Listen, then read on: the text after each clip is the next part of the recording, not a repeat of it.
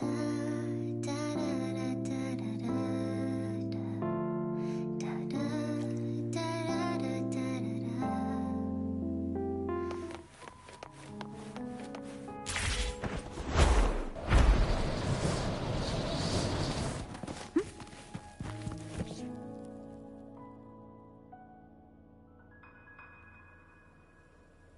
again, Filippo.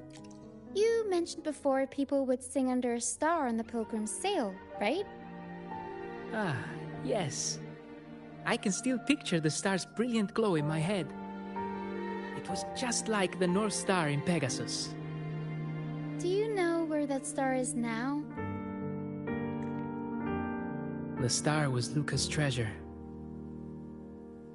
But Luca...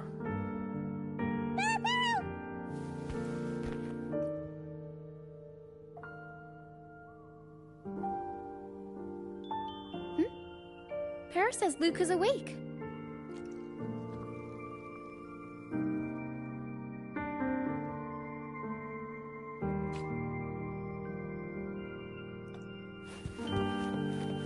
Roving among the stars.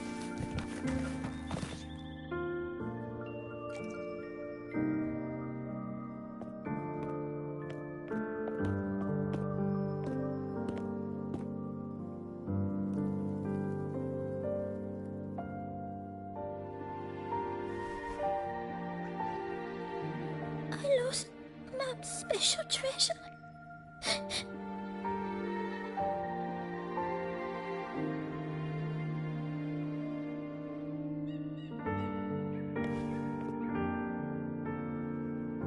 The light from the star kept the darkness away. He looked after everyone when we were at sea.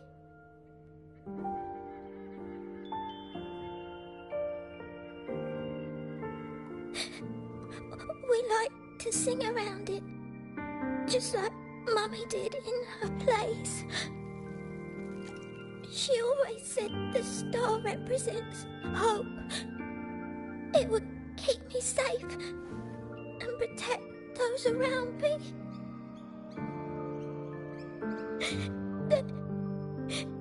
Now I've lost it, and it can't protect anyone anymore.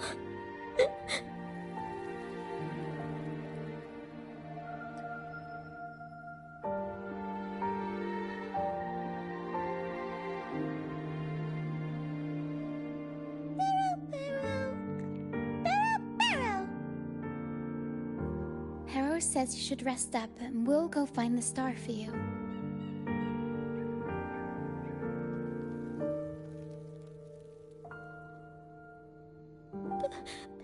But it is too dangerous out there. You already saved me. And Mum said I shouldn't cause so much trouble for others. Don't worry, Luca. It's no trouble at all. You also have something important to do. Rest and recover. And just like you said, the star watches over everyone. We're doing it for everybody.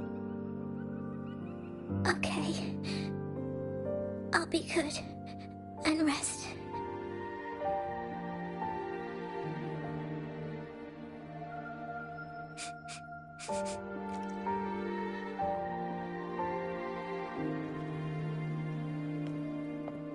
Pero can sense the frequencies of the star left on Luca. Now that Pero is on the right scent, we can start our search.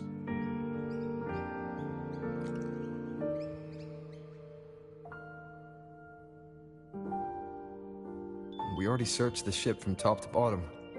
There wasn't anything that looked like a star. But I still want to find it.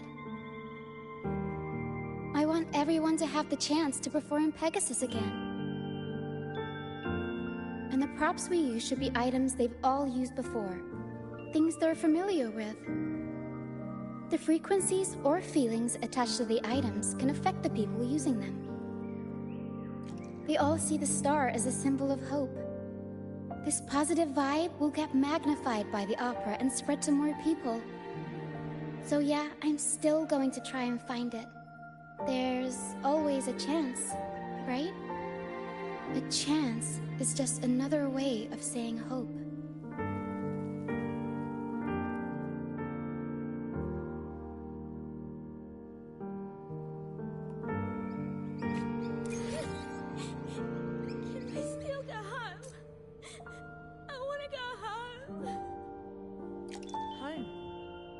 To Raguna.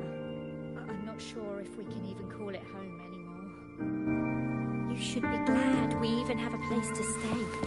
Enough food to eat and clothes to wear. Roving among the stars. Rather being fed to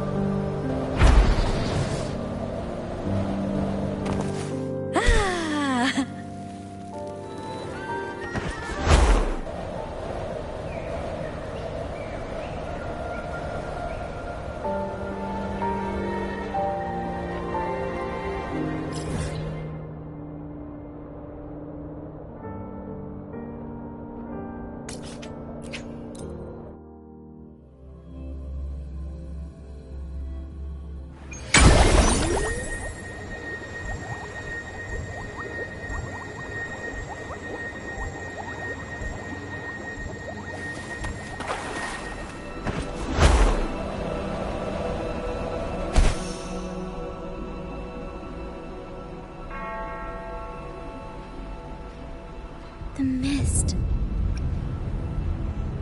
Yes, the island is covered in mist most of the year.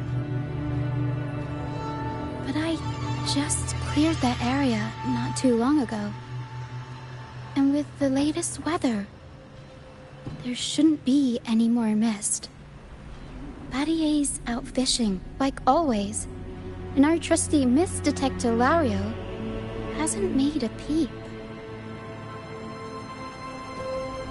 You're right. Something about this feels uniquely suspicious. The air is so humid. It's like the mist is standing right next to us, waving hello. A sea covered in veil lay beasts of howling whale. According to Pegasus, we should be careful when there's mist close by. We need to find the star before it rolls in.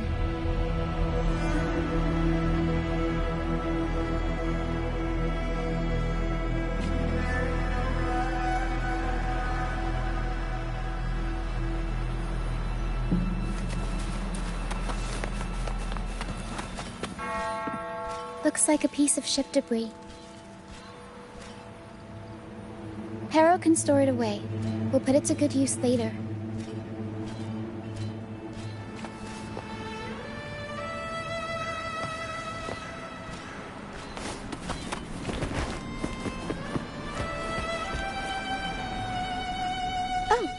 It's a seashell.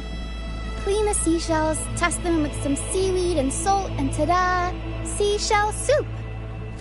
Pharaoh, pack the seashell in the suitcase. Everyone in the troupe finds a way to pitch in, and I usually lend a hand with cooking. But Pharaoh's better with the fancy stuff. Everyone loves the food Pharaoh makes.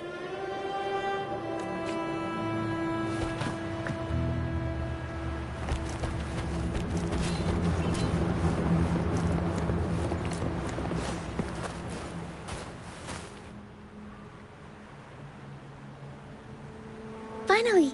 Something shiny. Oh! It's a Lucianite. Well, at least we managed to find something shiny, so that's half the battle.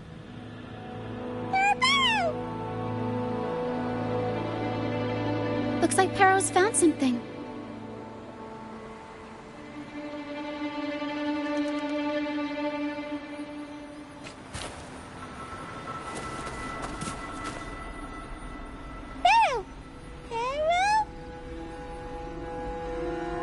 Says she's found the star's frequencies in these traces, but there's something else mixed in with them. The frequencies are a jumbled mess, I can't tell them apart.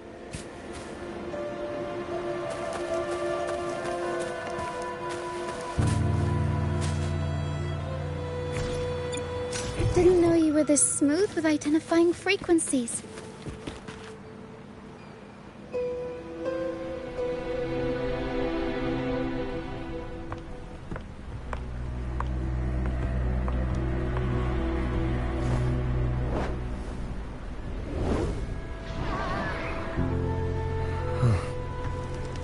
It's like the mist has been waiting for us. This isn't the usual hide-and-seek mist.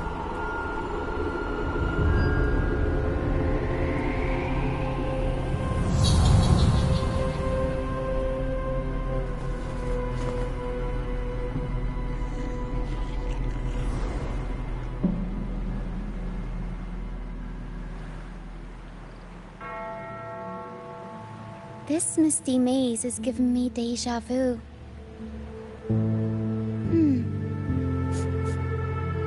A strange and suspicious smell. It's familiar, but also different, like a poorly done copy. In Pegasus, the maze is woven from lies and malevolence.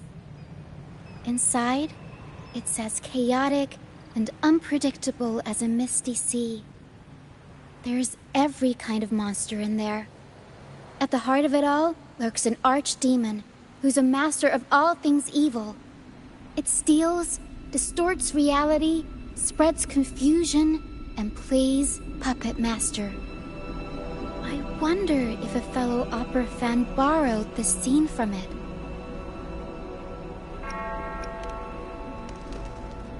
A reasonable assumption. Whether they're playing an archdemon or a hero, after putting so much work into this whole setup, I'm sure they're expecting something in return. In an opera, you can get hope and personal growth, or the power to deceive and manipulate. You're right. Let's go inside and see for ourselves what the mastermind behind this mess is really after.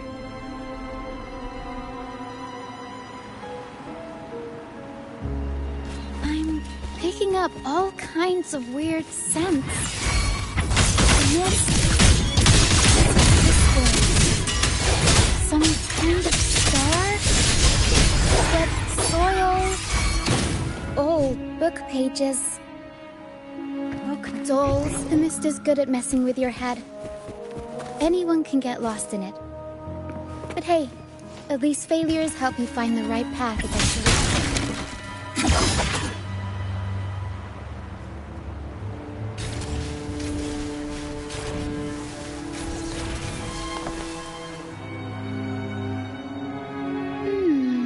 What's this? Golden fleece. And it's got the Dragon of Dirge's scent. The tacit disc looks like drag marks on the ground. Seems like someone moved this here not too long ago.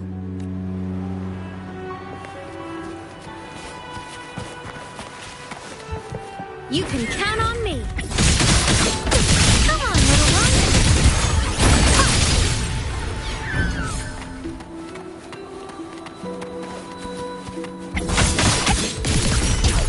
Roving among the stars. Oh, there's another one here. Just as I thought. Golden Fleece seems to be the uniform. Seems like someone put them here on purpose. Were they trying to force the tacit discords onto a specific route? Or were they trying to drive them away and create a safe path?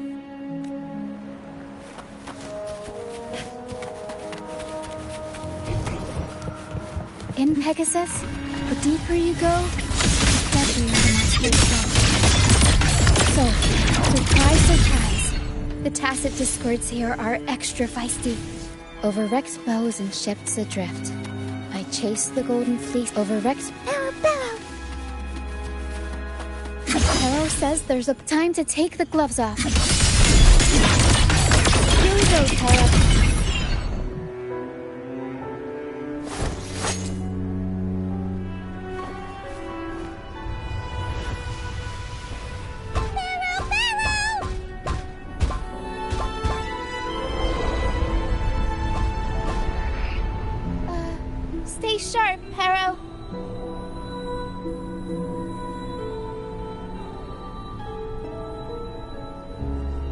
I'm here with you. Don't worry. Okay.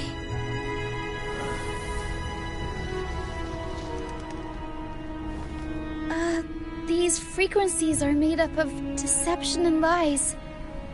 They smell awful. Help! Pero senses the star inside the cave, and something else she can't describe. We're approaching the end of this path. It seems like the center of the maze is just ahead. Soon, we'll find out what lies at the core. But it may also be...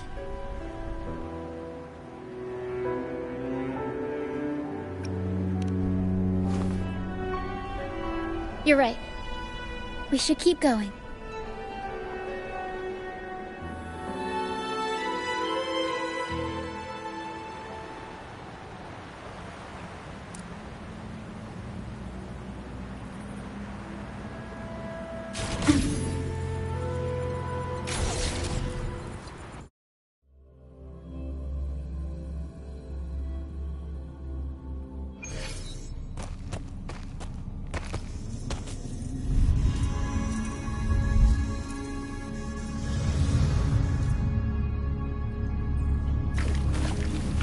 Nice and easy. We're right on track. Thanks.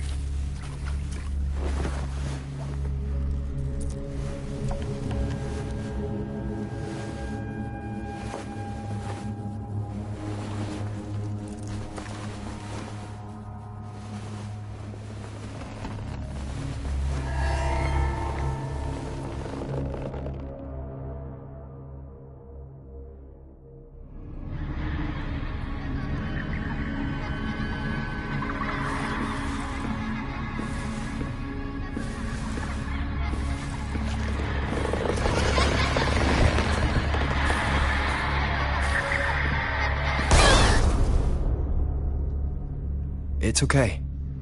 We're nearly there. Okay.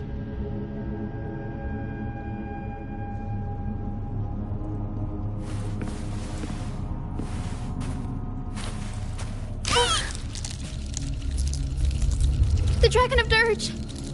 No, wait. It's all right. They're just shadows. Yes, I'm not afraid.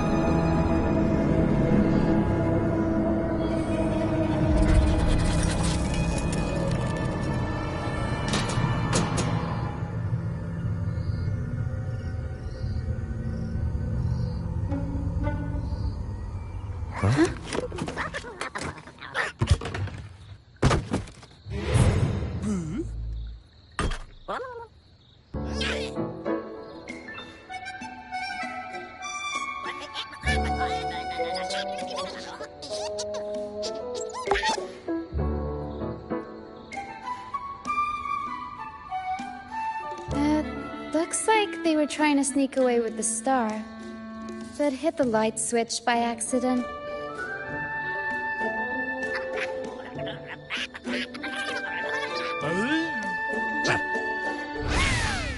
What are they saying?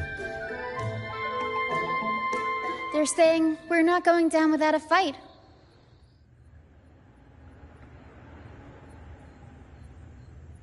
Golden Fleece, a warm favor, old instruments. Are they supposed to be the archdemon? Or the fools hiding from the tacit discord?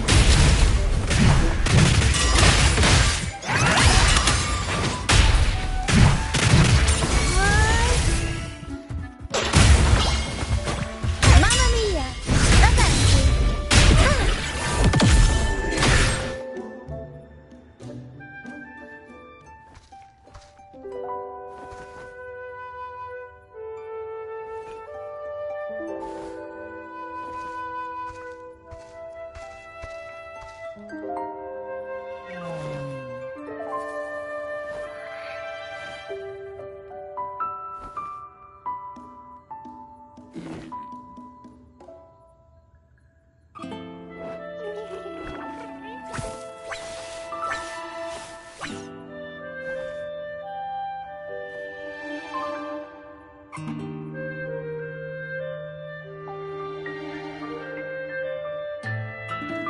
Oh, no, they're just abandoned echoes.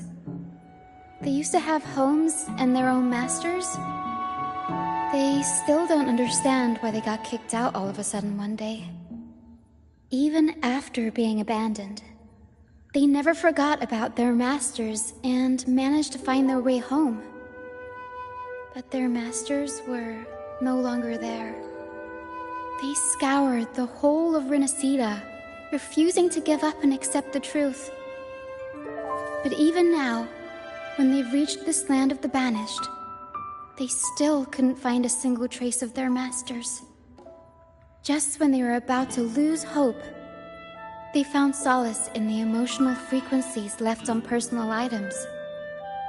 So, they made this place their own. Little by little, they scavenged things to bring the home from their memories to life. That's how they came across the star. Yes, they're not really the brawling type. The tacit discords scare them, so they sneak around, grabbing anything not nailed down while trying not to get caught. With so many tacit discords wandering around the strand, all they can do is scatter a golden fleece, spooking the tacit discords to give them the chance to sneak out. They're willing to risk it all to find trinkets to make this place feel more like home. Whether you're a person or an echo, everybody needs a place to call home. They heard the Pegasus opera from their masters. That's why they went for the star when they saw it rolling away. They wanted the good, hopeful frequencies it was radiating. These echoes knew the star wasn't theirs, but they weren't keen on giving it up either. So they cooked up all those spooky tricks to scare us away. Turns out, this maze wasn't hiding an archdemon or a hero. Good idea. Let's bring these echoes along. Plus, we could use some extra help with the opera. And all this stuff they worked so hard to collect? Let's bring it with us too. It must mean a lot to them.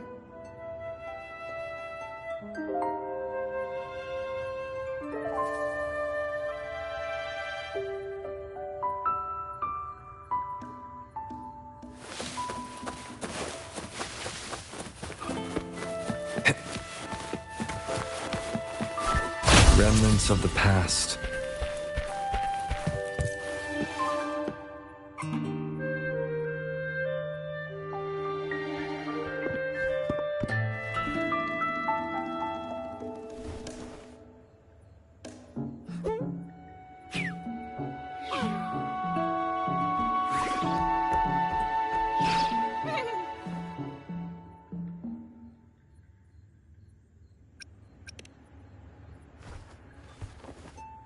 She says this accordion was from her master. Even though she hasn't found her master yet, this accordion left her with many fond memories. As the mist fades, so shines the star's unbound light. Her master used to sing this to lift the spirits of people who had been wronged. And naturally, she picked up the tune. The misty maze we just went through was her attempt to recreate the opera.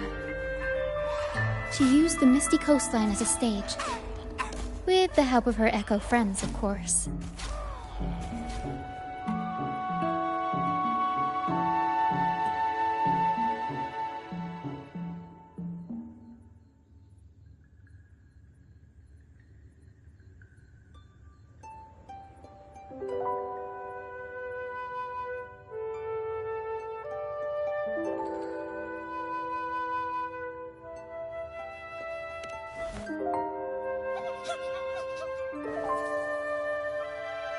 I guess she was trying her best to protect all her memories with her master. But protecting your own shouldn't come at the cost of everyone else's memories and hopes.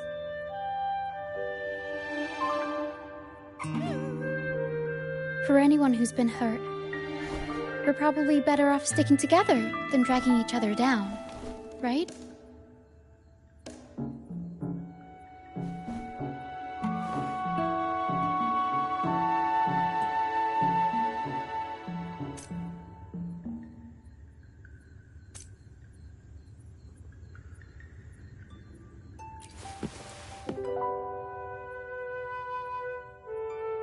Pero and I are almost done packing everything up. Shall we head back? All right, back to the troop.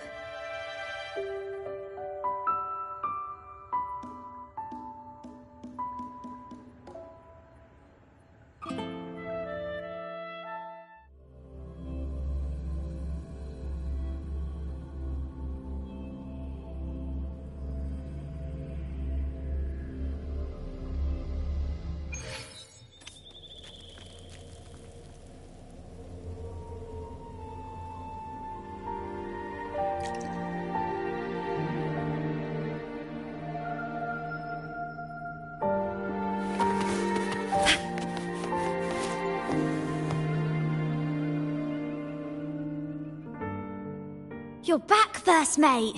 Don't worry, we've all been doing fine. Oh, would you look at that? Managed to bring back a few friends, did ya? We did. Thank you for taking such good care of everything while I was away. Oh, don't mention it.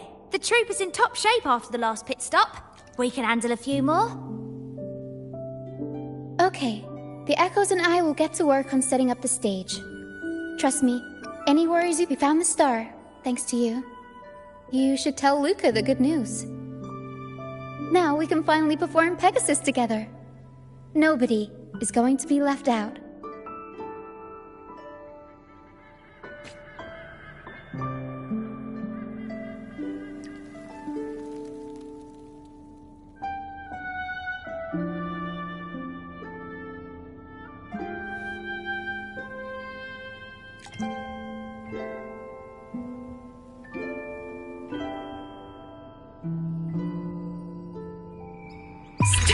Over the seas! Scorch through the void!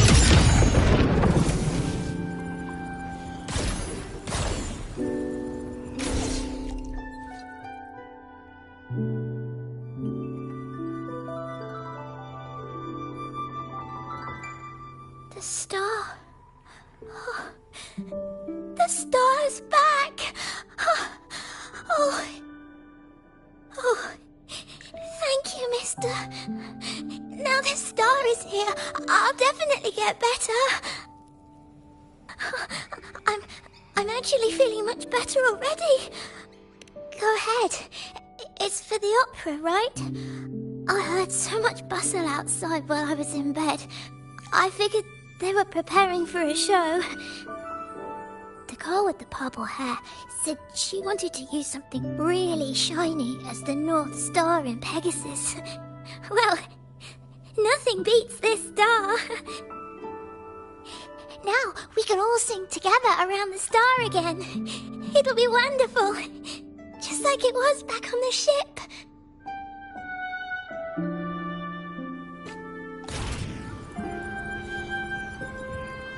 Ascending. Propulsion mode. Warning. Insufficient power supply.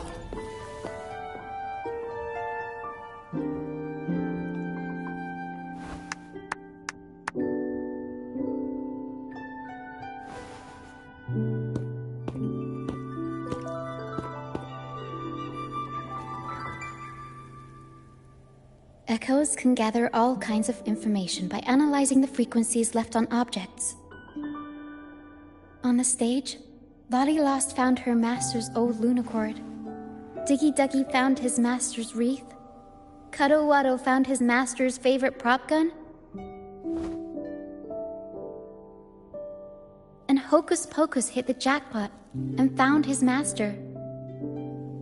Turns out, their masters didn't actually abandon them after all. Yes, their masters were actually banished. All that's left of some are their belongings, but others were taken in by the troop. Their masters just didn't want their echoes to be snatched up by the Order and have their memories wiped clean. Cutting ties was the only way to protect them. Apparently, the real Archdemon isn't the echoes that created the maze. It's the one pulling the strings behind all this. All the control and all the arbitrary banishments. A simple sentence from those higher-ups can ruin the peaceful lives of countless people.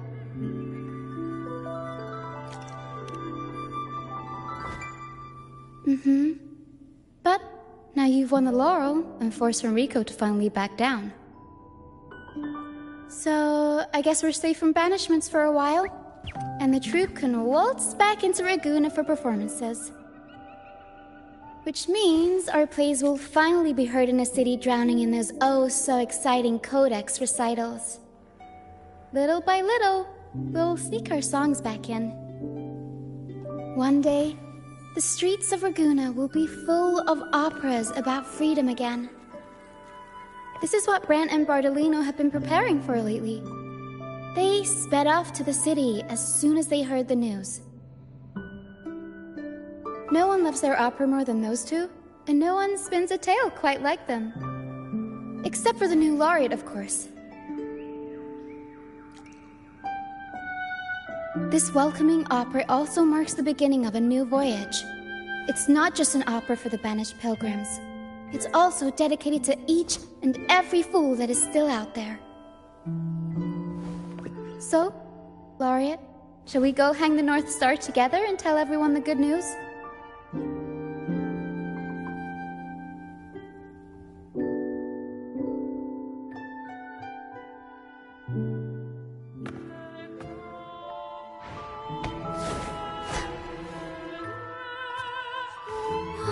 Help! Please, help! Help me!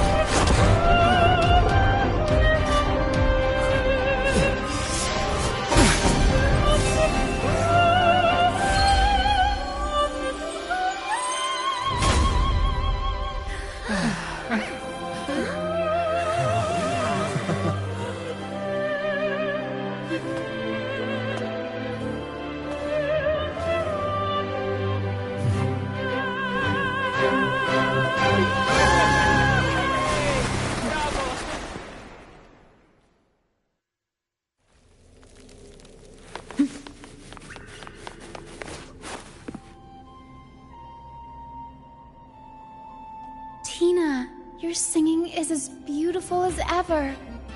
Thank you for lending us your voice for this revised version of Pegasus.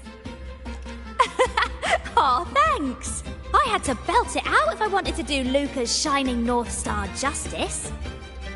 She can't make it up the stage, so I'll just have to bring the star to her. Lottie Lost, here's your master's Lunacord. It's missing its strings, but it can still help people.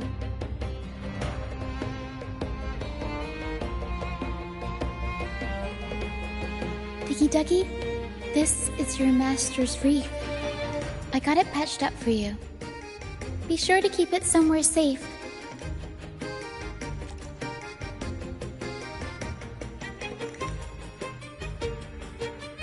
The prop gun your master left behind, Cuddlewaddle.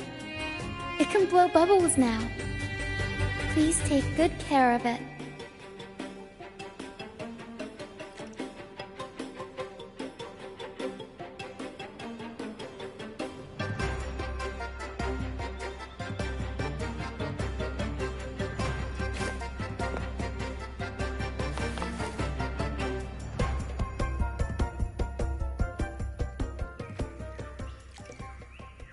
Great.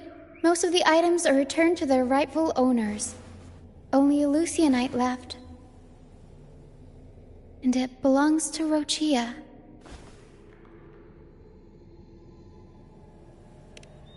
Yes. That's because I used to be one.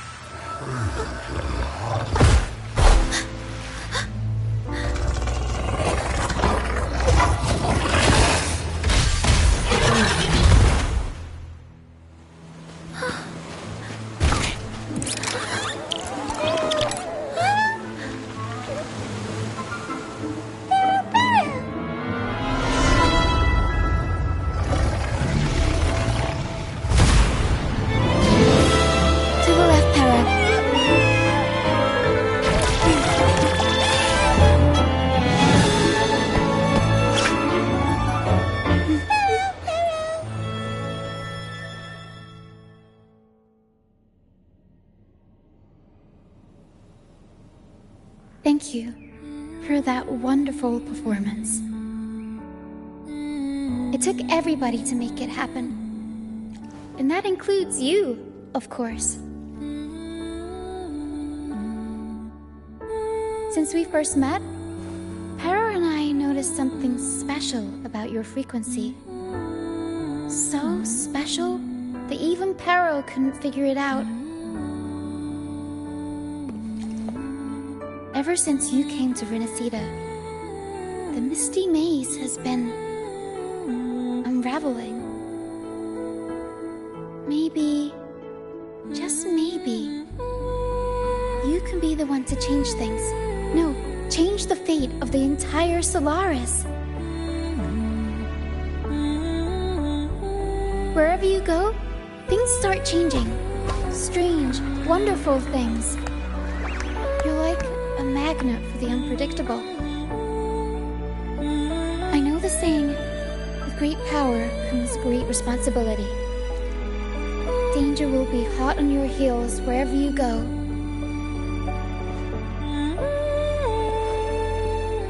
So, why don't you join the troop of fools?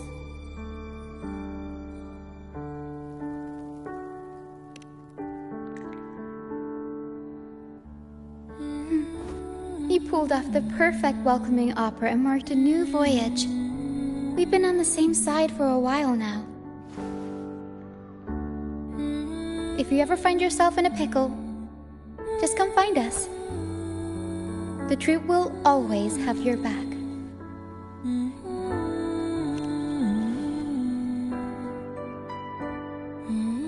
We all started out banished to this deserted island.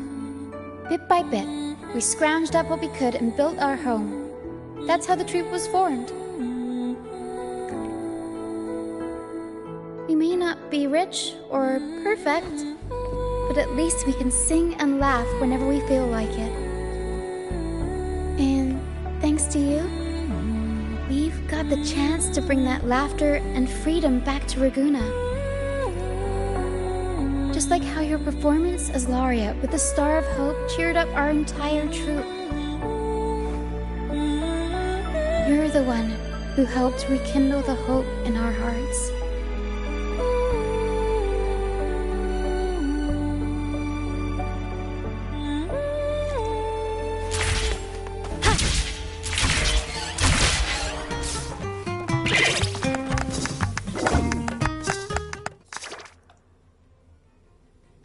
Thanks for everything.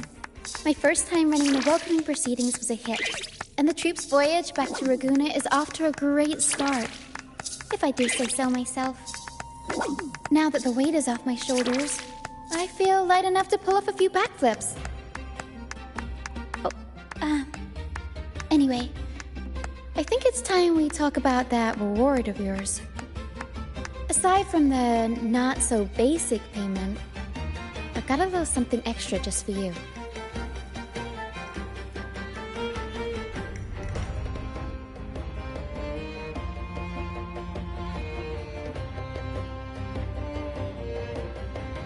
here.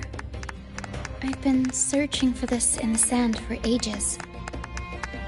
A golden black Lucianite. Generally, the deeper it's buried, the better it is. I think you and this Lucianite have a few things in common. It's as deep and beautiful as your eyes. Keep it with you when you're traveling. It'll be like I'm there with you, even when I'm not. And if you ever find yourself in a pinch, don't be shy about giving us a shout. Whether Pero has to give me a lift or I sail all the way on the troop liner, I'll find a way to reach you as soon as I can.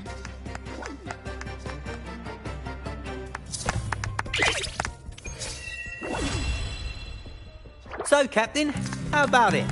Fancy a wager on who hooks the first fish? A bet to start the day.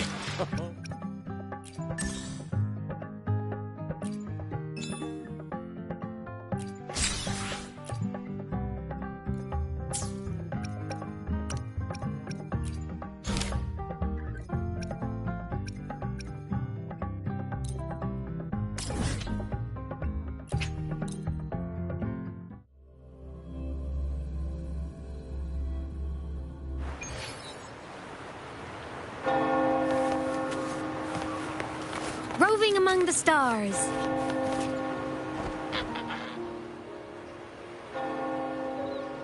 Good to see you, Rover.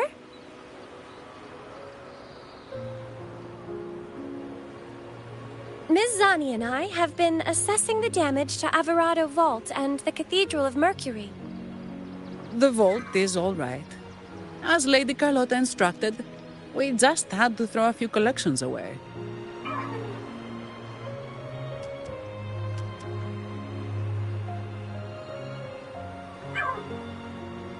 The losses are nothing compared with the safety of our people.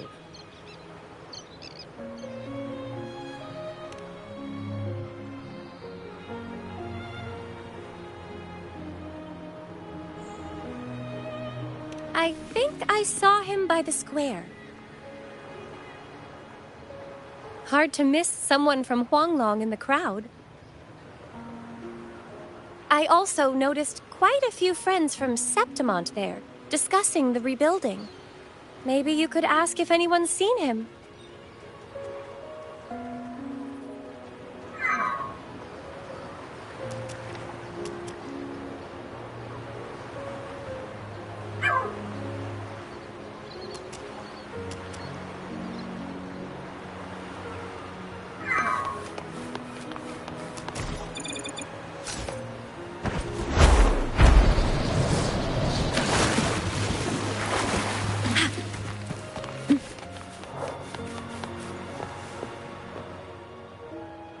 Raguna is indeed nothing like Septimont.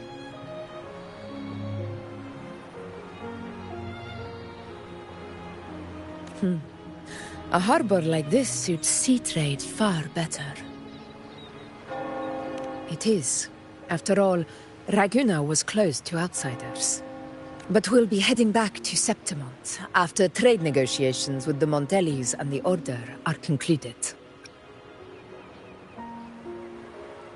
The swordsman named Choyuan. I ran into him earlier by the docks. We spoke briefly. He looked ready to board the ship home. The gladiators who stood their ground during the attack spoke of him. They said it was he who held the fiercest front line alone when the Fraxidus unleashed the Dark Tide. I don't dare imagine the casualties without his aid. The ship hasn't set sail yet, so you should find him at the dock.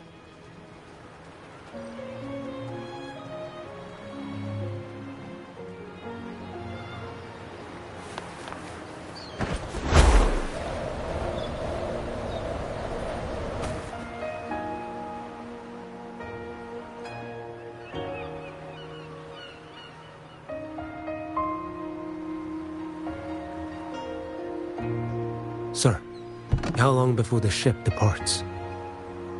The captain says once these goods from Septimont are loaded, we prepare to set sail.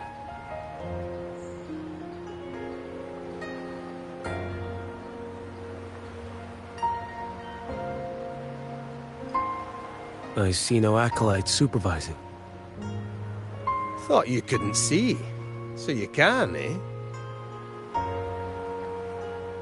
No. I just sense no one is causing you trouble. Raguna and Septimont have been through a lot.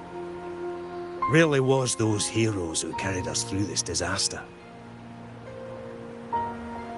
And Lord Fenrico and his predecessors, under Sentinel Imperator's guidance, they held the lantern high and drove away the darkness surrounding us. Still gives me chills when I think about it.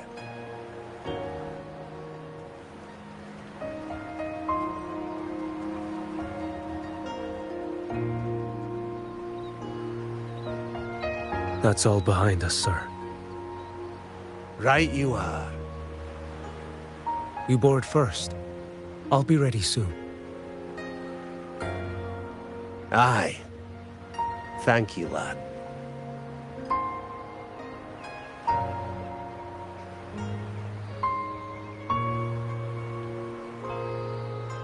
You have come. Leaving so soon? I've lingered long enough. My work isn't done. Scar and the other Fraxidus operatives got away. Our Grand Marshal likely expected as much. They always have a way out. Pity. Would have liked to see if I could sever that goat head in one strike.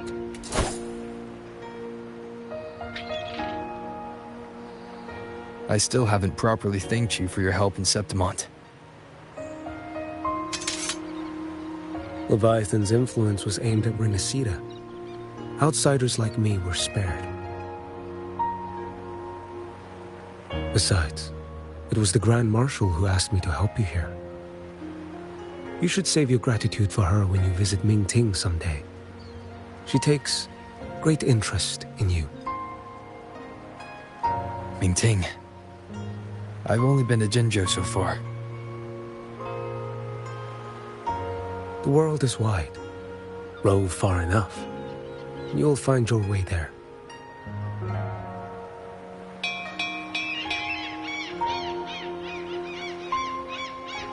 Wait. About Geshu Lin. You know, Jian. You fought in Northfall Barrens. You must also know what really happened in Jinzhou 3 years ago. And what becomes of those who fall to the Threnodian. Not everyone has the strength to resist its persuasions. Not like the people here.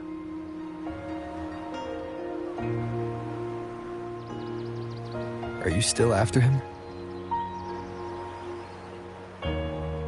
Back then, corrupt officials lied to the Internal Security Agency, to Grandmaster Liang, and to me. I went to Jinzhou to execute him. But at the time, he wasn't what they claimed. It was only later that he fell to the Threnodians' influence. For the lives lost in that battle because of him, death is too light a punishment. But it's what I can give him, and what I must. Come now, lad! Miss this ship to Mingzhou and you're waiting till morning. They call you Rover. You are not without a home. You are a blade with a sheath. Those who stand by you are your home, your sheath. They will fight for you, and you for them.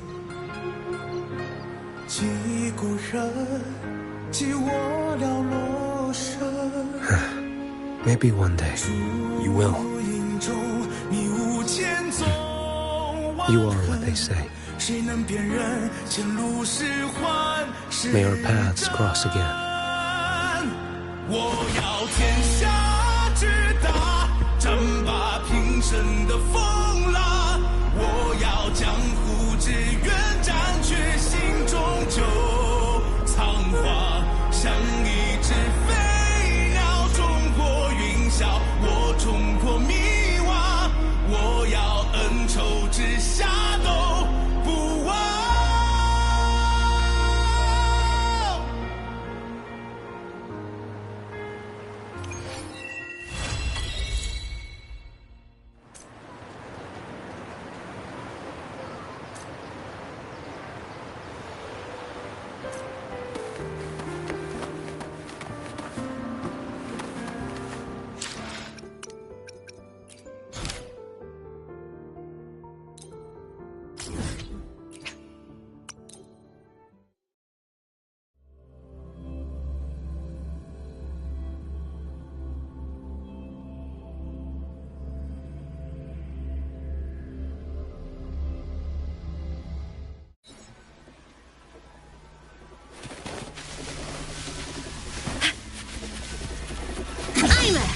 Transform.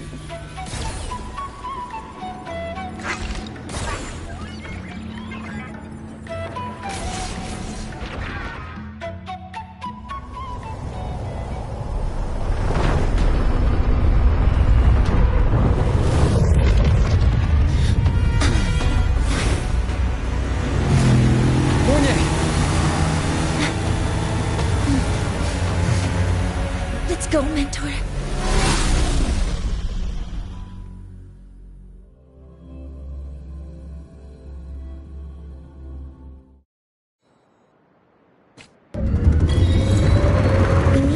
Space Trek Collective quickly.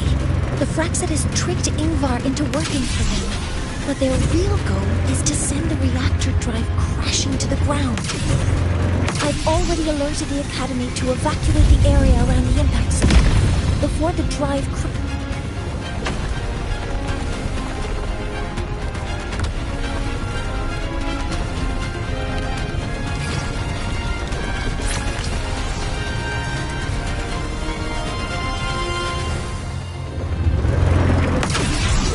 on your end. Any danger? All good.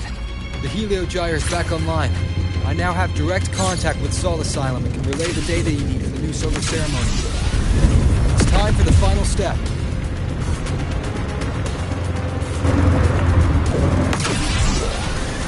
We're running out of time.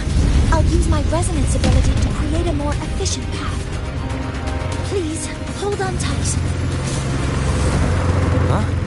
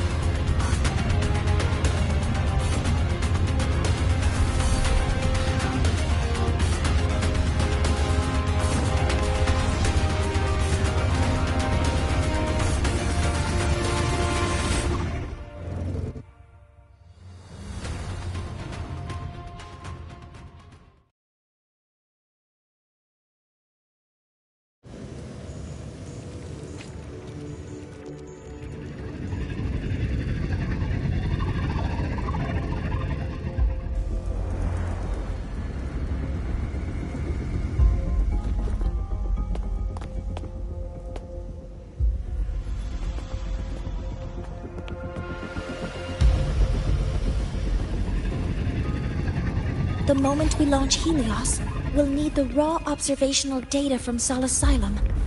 Are you ready? Yes. The Shaper has already shared all the Heliogyre's data with me. I can access it anytime. Everything's set. Let's complete our mission.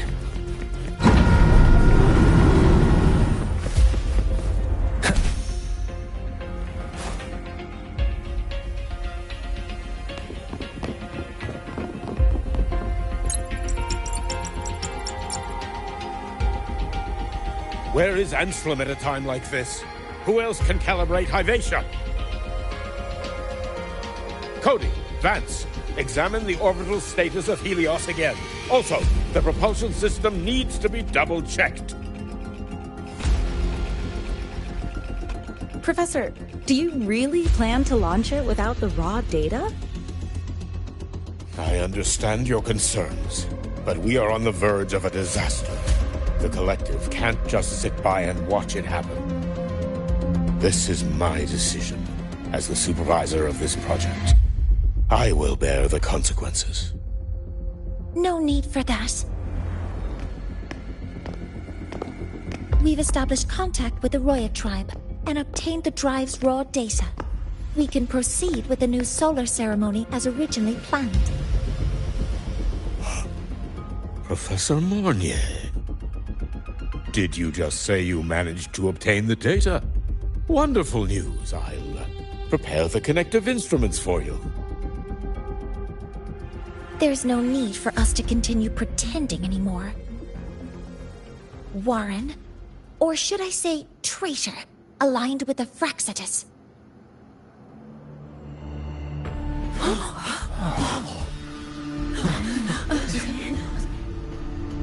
That is a serious accusation, Professor Mornier.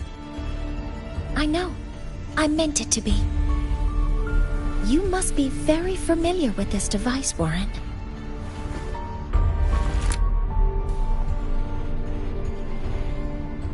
You handcrafted it to avoid leaving usage records. A clever idea. But since it is a personal creation, the marks left behind are like fingerprints. These are your marks. They've betrayed your deeds. Warren, you've desecrated the hard work of everyone involved. Anselm's experiment accident, your current position in the project. It seems the Fraxitus played a part in both, didn't they?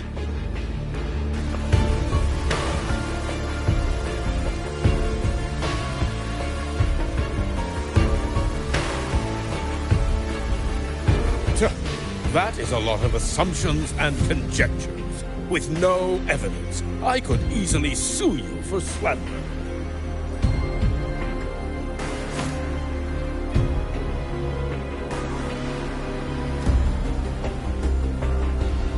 You're right. All I have right now are assumptions and conjectures. But my ultimate goal isn't to have you face justice today.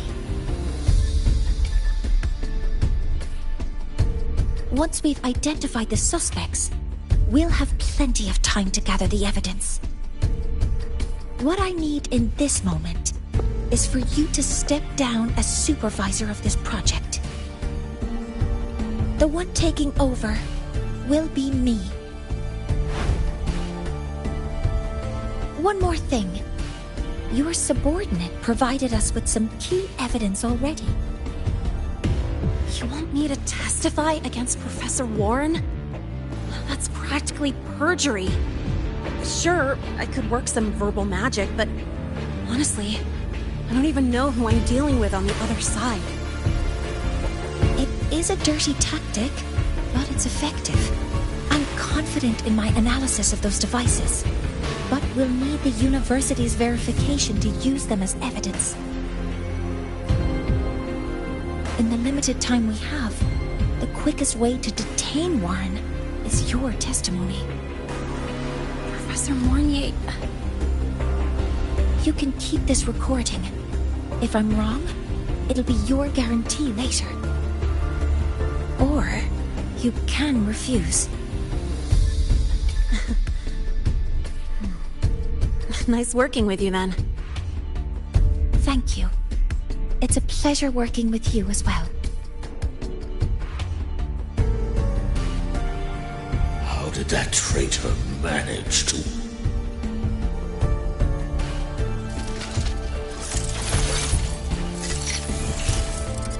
I have already notified the collective.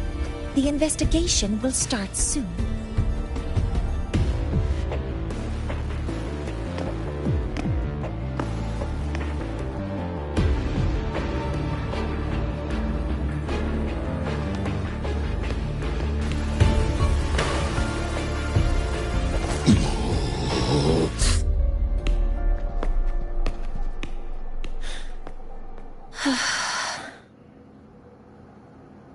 From here on out, Rover and I will be overseeing the launch procedure.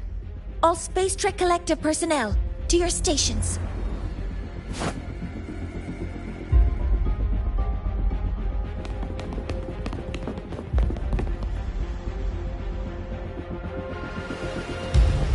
Rover, please input the drive's raw observational data into Helios. Shaper, can you hear me? Of course. To you, have all the Heliogyre's readings been transmitted? Then everything is ready. Let's commence with the new solar ceremony.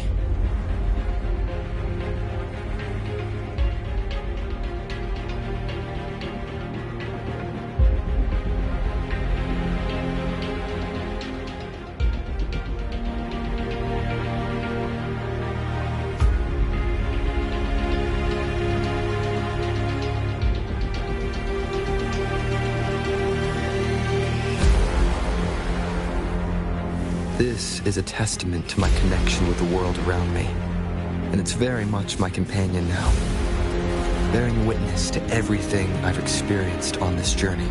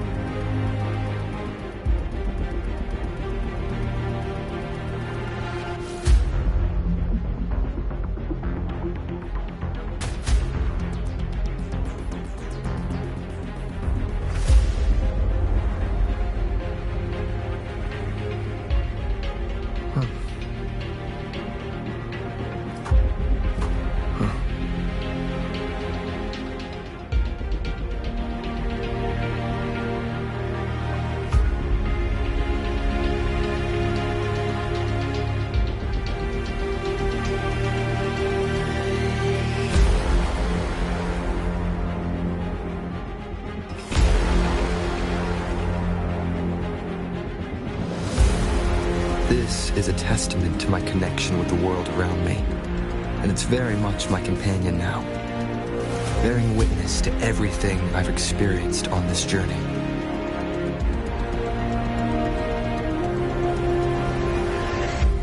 Pressure in the reaction chamber. All systems have entered the preparing to open the energy energy output output channel. anomalies. Helios launch sequence initiating. Void matter module calibration complete. Core energy system operation normal. Propulsion system primed and ready. Helios is ready for launch. Reverter ignition successful. 5, 4, 3, 2. Let our light shine in the sky.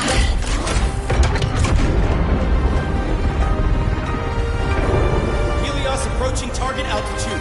Progress 16%, 47%, 92%. Warning, light alpha decay exceeds expected rates. Sensor failure detected. Data reading compromised. Responsive. Control program failure.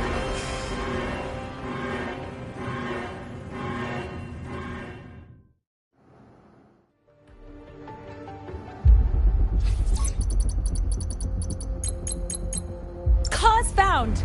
The Hybatia detector signals are jammed. Large-scale, highly concentrated void matter detected on the surface. It's surpassing the measurement threshold. Calibration can't continue. At a time like this, adjust the measurement location. No, if the impact is this widespread, any adjustment would be pointless. Modify the detection components. No, Even if theoretically feasible, there's no time to construct them. What about high-powered void matter neutralizers? No, without the drive's light, all energy components will be inoperable.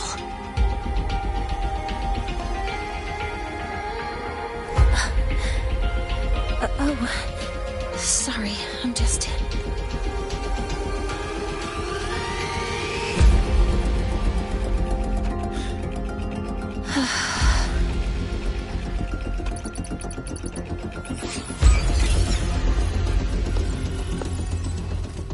The launch failure is caused by the detector's inability to measure the drive's operating parameters.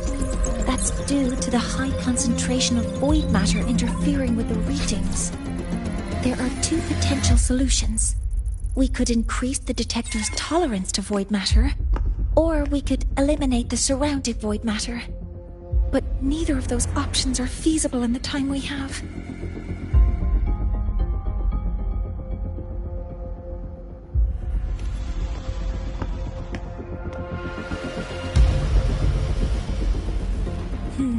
That's not realistic.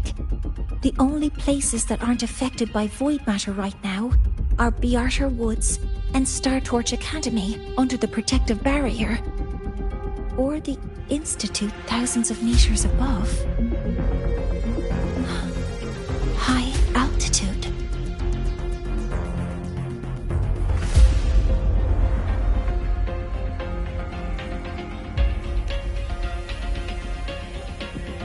Do we have spares for Hyvatia's measurement modules? Yes. Researcher Ansem left behind several prototypes. I'll go fetch one from the warehouse. But what do you intend to do with them?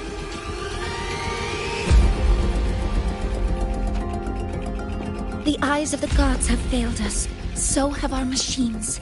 Now, we move forward with our own hands.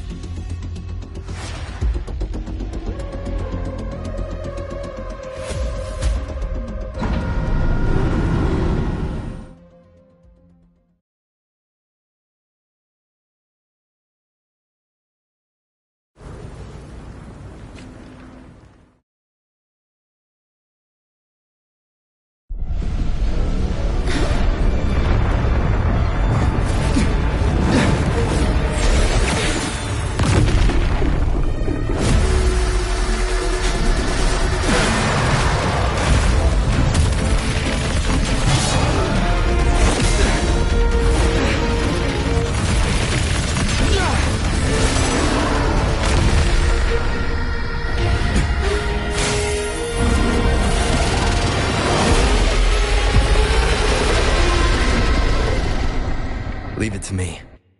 As expected.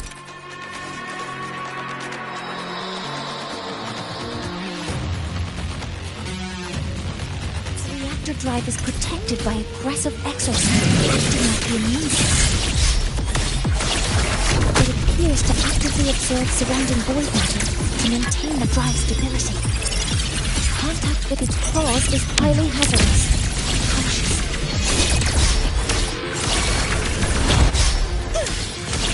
Cover modules ready. Swift and resolute. Nowhere to hide.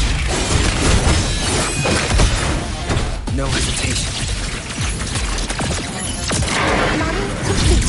I'm detecting strong energy signals from the target. Please be careful.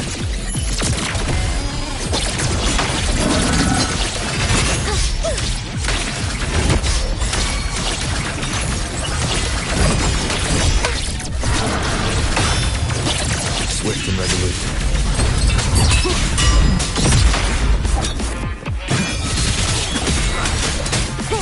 You will obey. Shadow fall. Assuming master control. Model complete. Guidance ready. Attack confirmed. Stars, hear my queries.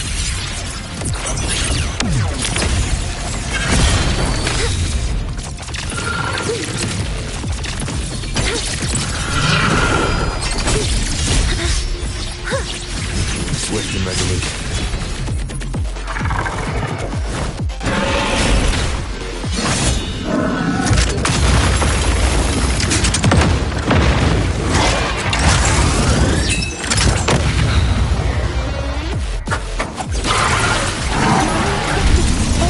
targets in sight. Locked in.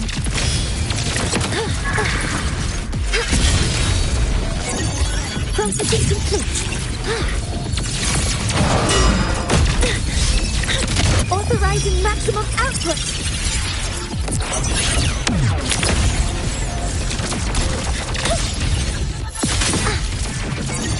Order executed. Model complete.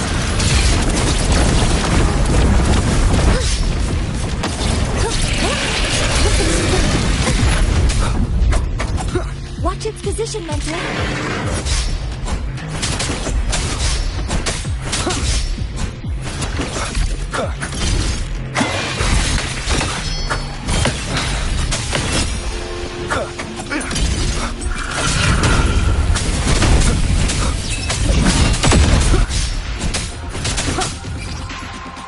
Assuming master control. Initiating max power output. Suppressing target. Suppression complete. Now you can. Down curtain. Assuming master control. Initiating criticality protocol. Modeling complete. Guidance ready. Locked in. Processing complete.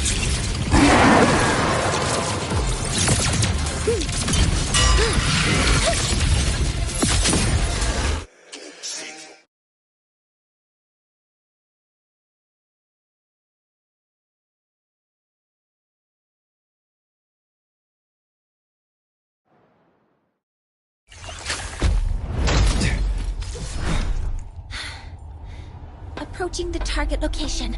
Preparing to receive data.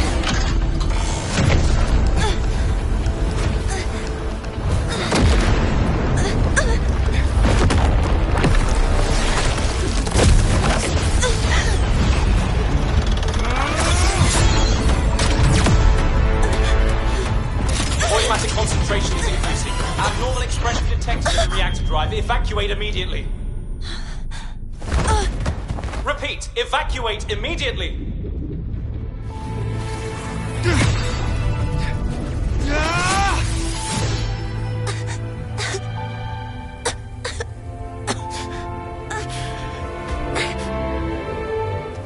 We have already come this far.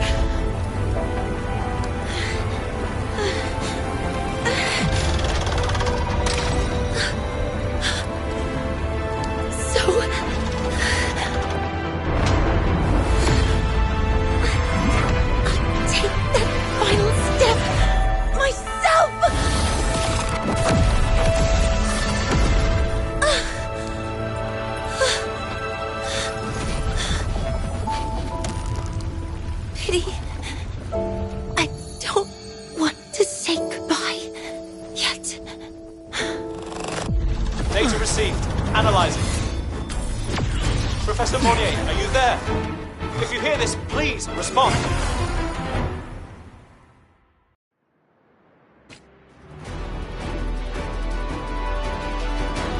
Light just now. Monnier must have entered the reactor drive. Rover, the Space Trek Collective is connected to your vehicle and will provide assistance. We can't reach Professor Monnier. You're our only hope now. Leave it to me. I'll find her.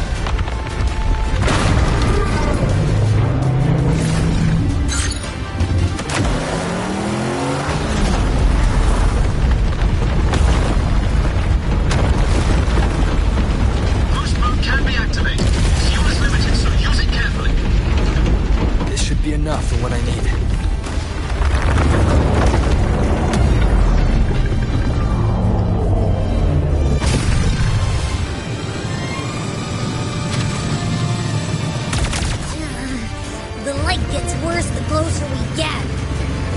Rover, the disturbances within the drive are growing unsteady. Professor Warnier is being consumed by it. Faster. I need to move faster.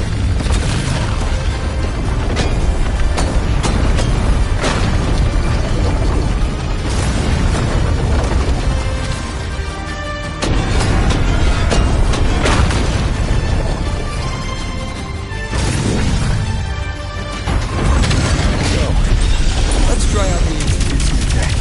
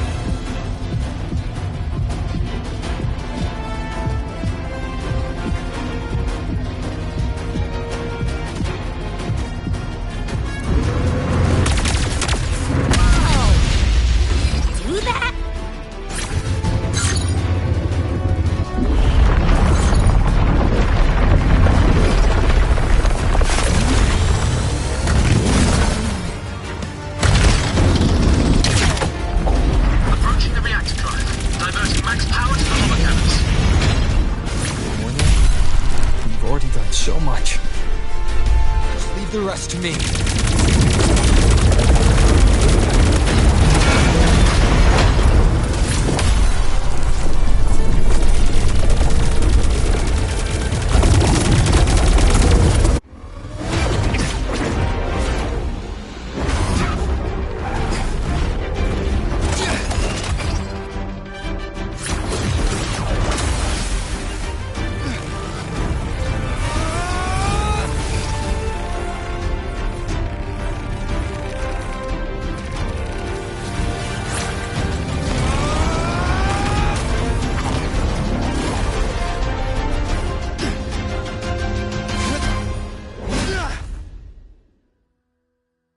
Are you leaving Lahairoi? Yes.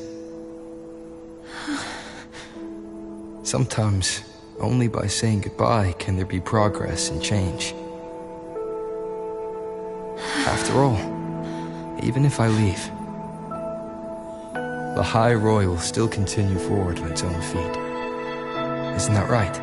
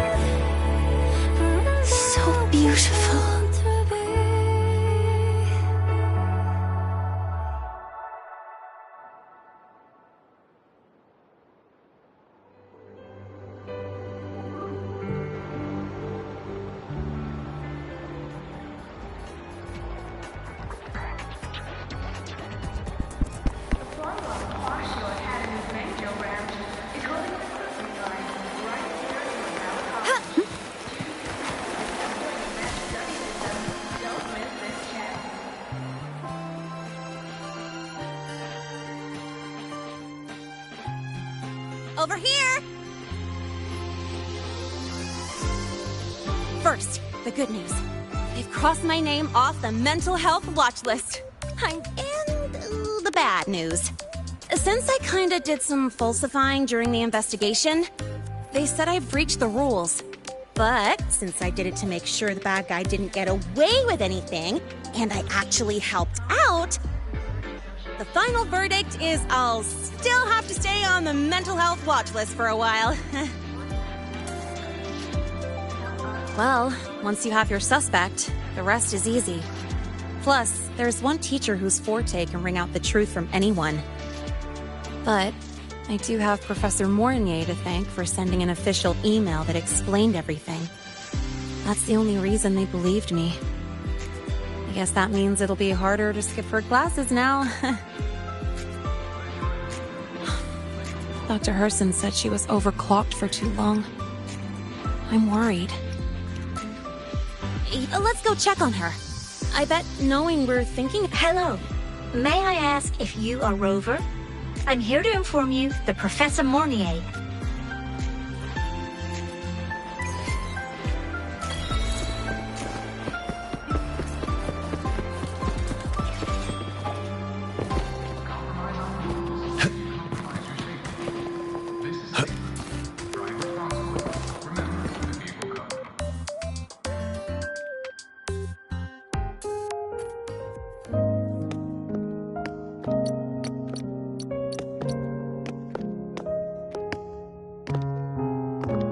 Please wait! Don't come in yet!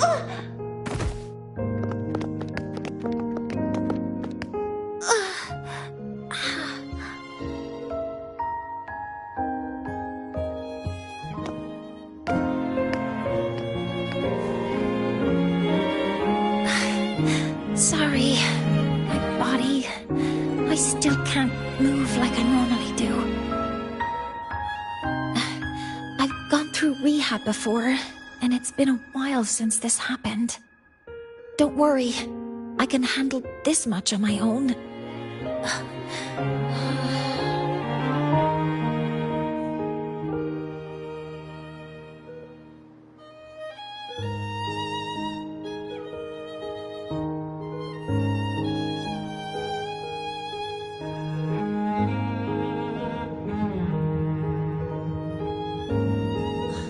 Professor Mornier, how are you feeling now? Dr. Herson said you were in bad shape. It's great to see you've recovered a little. To be honest, at that time, I didn't think I'd make it.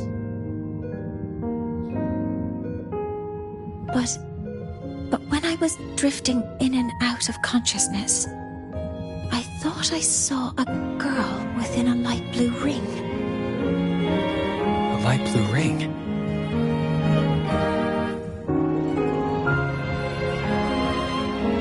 Can you describe what you saw in more detail?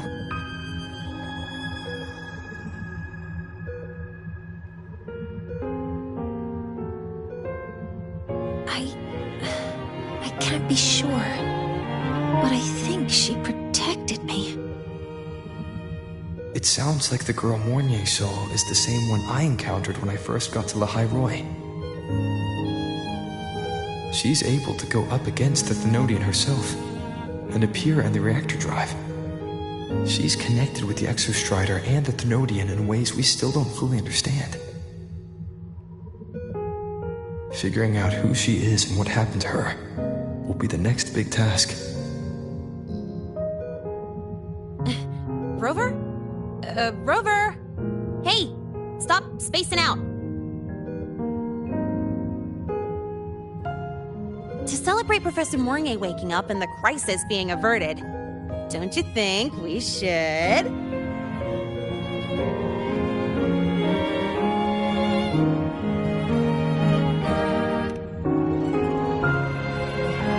go for a ride? Nothing beats the wind on your face. Especially when... the three of us still don't have a group picture. A photo under the new Helios. Sounds like it'll make a good souvenir. Yes. Witnessing the rise of the new sun together. That's also the promise between the two of us, Mentor.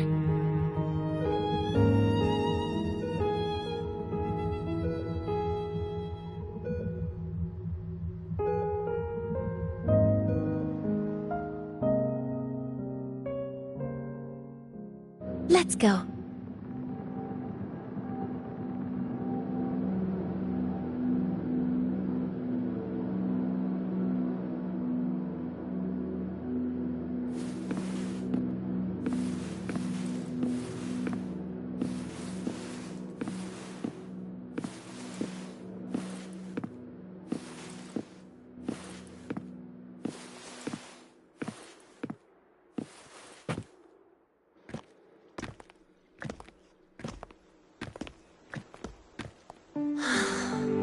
So, not bad, huh?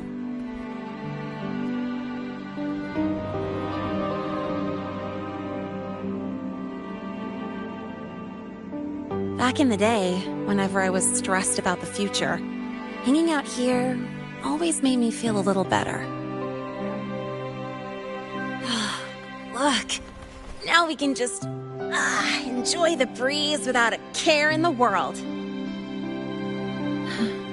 I used to think that when I saw this view, I'd cry because my wish would be fulfilled.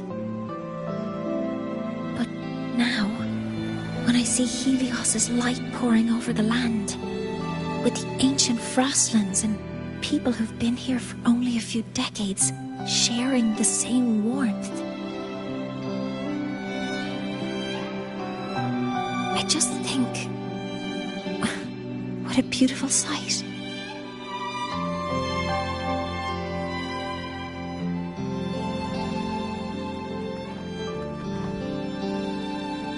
Well, let's scream that from the rooftops! To freedom! To civilization. To new beginnings.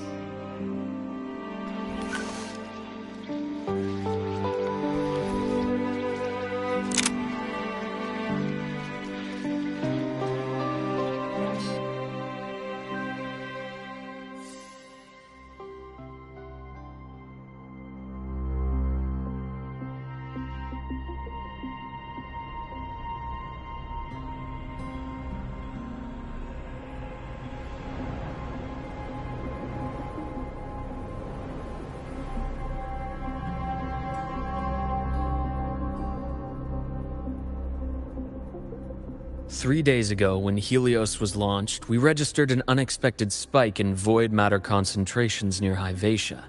It interfered with the launch. We're still unsure what triggered the surge, but after comparing the waveforms with the device Professor Mornier brought back, we suspect it was an artificially induced void storm. And we found you unconscious close by. Dr. Herson, I really can't remember anything. You can relax. Professor Lucilla has already given you the clear. You're not a suspect. I'm just here for protective oversight, acting as your personal bodyguard, you might say. Aren't you the campus doctor? And you're here to protect me? A doctor's duty, isn't it? But there is one thing I need your testimony on. Before you fainted, who did you see? Good day, gentlemen. Hyvatia's routine maintenance has been completed. I'll be on my way.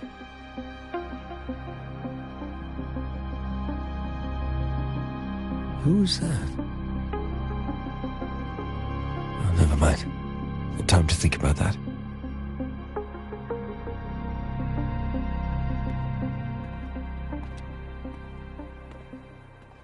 Dr. Herson, the Academy's review committee thinks that what I've said is unbelievable. But if you're willing to trust me... Before I passed out, I saw... myself.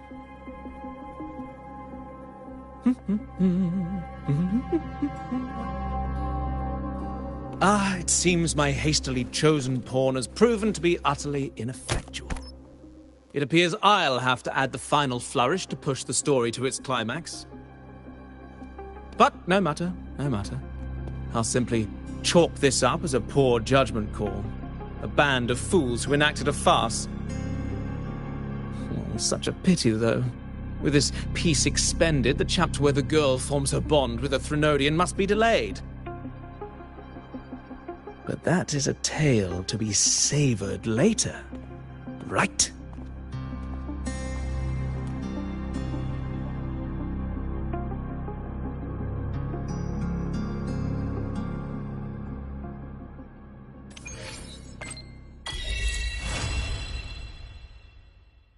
Mentor, the wind may have messed your hair.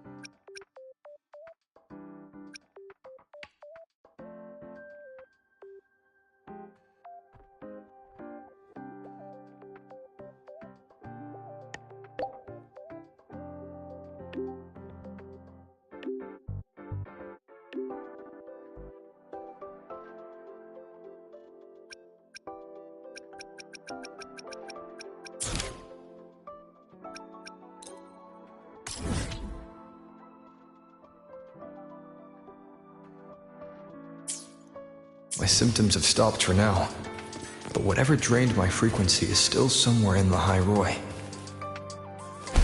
The only thing I haven't surveyed yet is the Exostrider out in the Frostlands.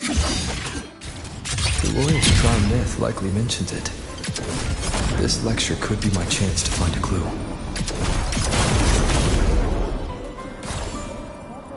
Descending.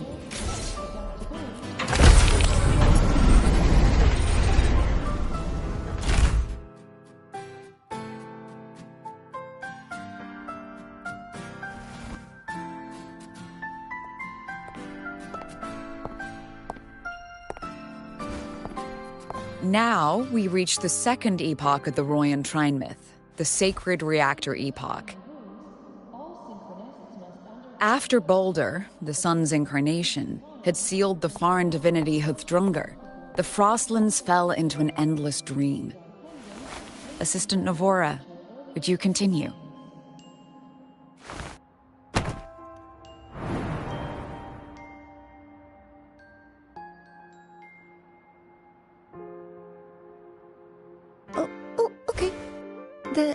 This section, it describes how the Exostrider used its greatsword to seal the Threnodian behind the Strider Gate.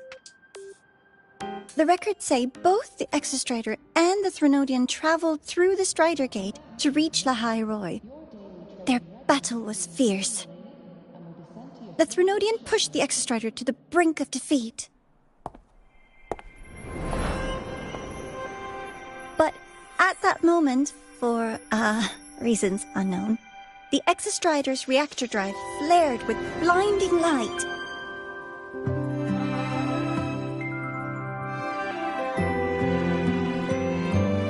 And it found the strength to raise its sword and seal the Threnodian away. The High Roy was saved. What a relief.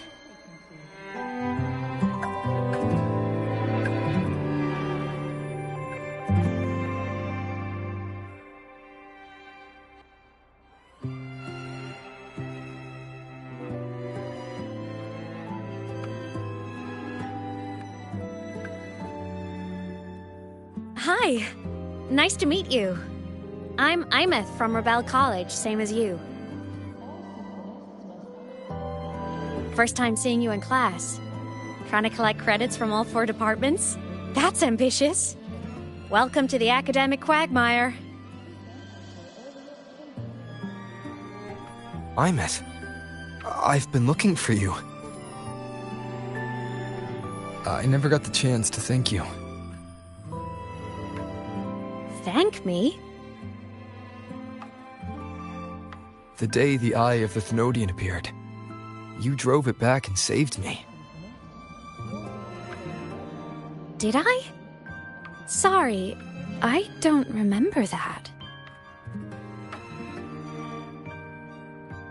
She doesn't sound like she's lying. Then how?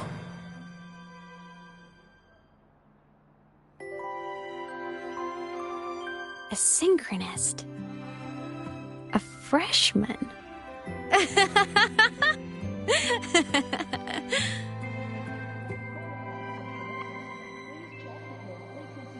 What's so funny? Oh, don't mind me. I'm just not used to seeing you like this. I mean, look at you. Something's missing, though. Oh, I know! A uniform! The Academy still hasn't issued you one? They're painfully slow sometimes.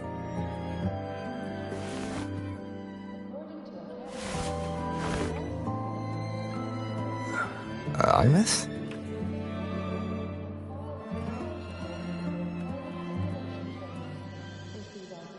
I have to go.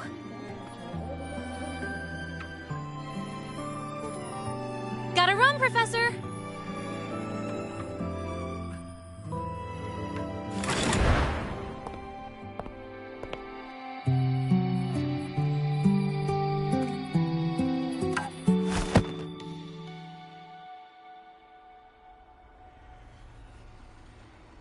Rover, let's try to channel that enthusiasm into listening. Do come see me in my office after class, okay?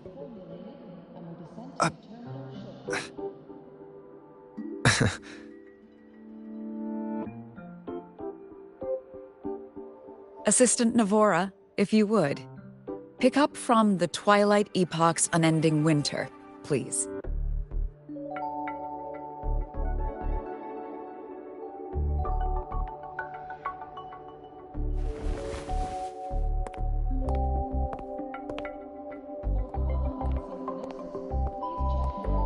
Sagrika, could you come to the library with me?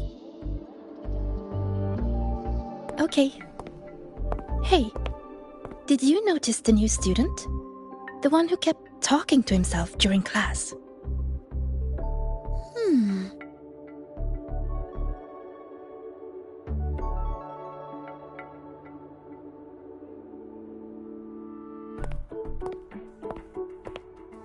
Rover, something happened during class, didn't it?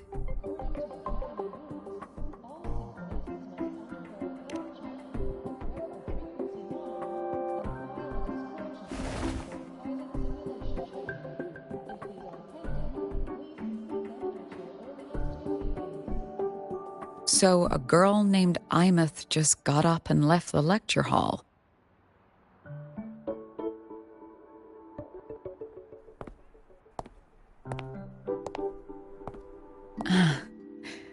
I never expected to hear that name again. Certainly not like this. Perhaps you've just had a run-in with a ghost. After all, you were the only one who saw her. President Lucilla, what do you know about her? Stay at Rebel College long enough, and you'll eventually hear her name mentioned. though it's a story from over a decade ago now.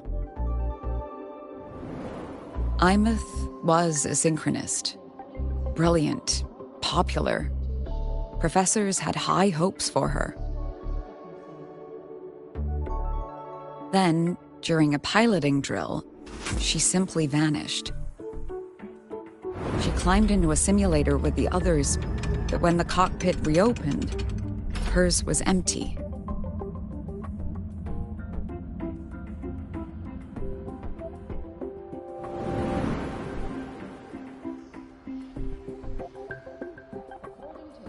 Intrigued? Want to go find her?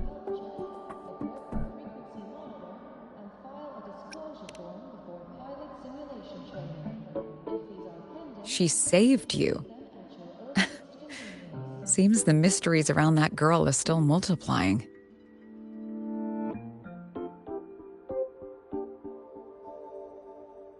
To see someone who vanished years ago, presumed dead, lingering around the academy, a figment of your imagination, or is there more to it? I'm very curious to find out. She disappeared from the Synchroling training grounds. The very cockpit she vanished from is still there. The Academy turned it inside out at the time and found nothing.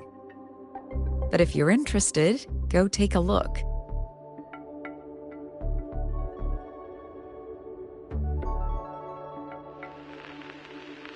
I expect you'll dig up some new surprises for us.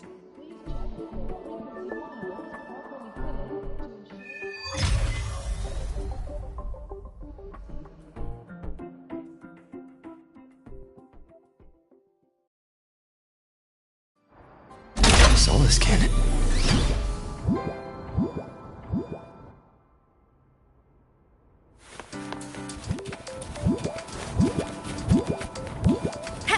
That Solace cannon. It's headed straight for the Synchroling training grounds.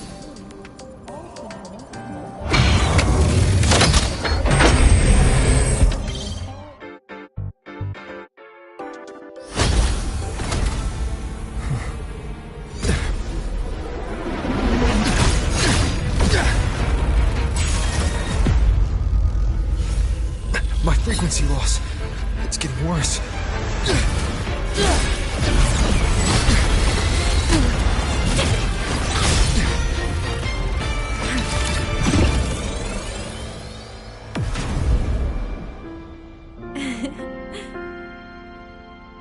Warning.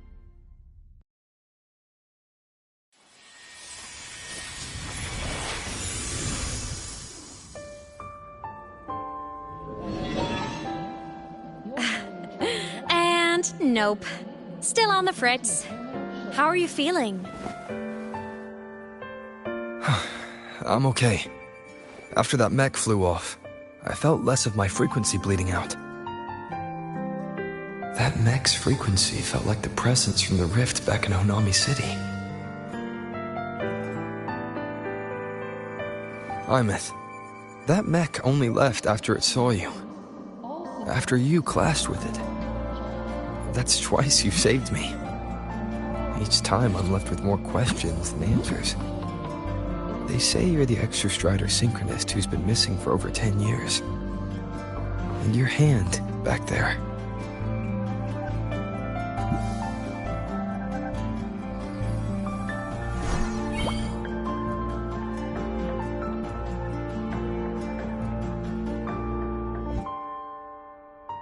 Me? I'm not the Exostrator synchronist now. I'm its resonator. I just died first. Call me a digital ghost.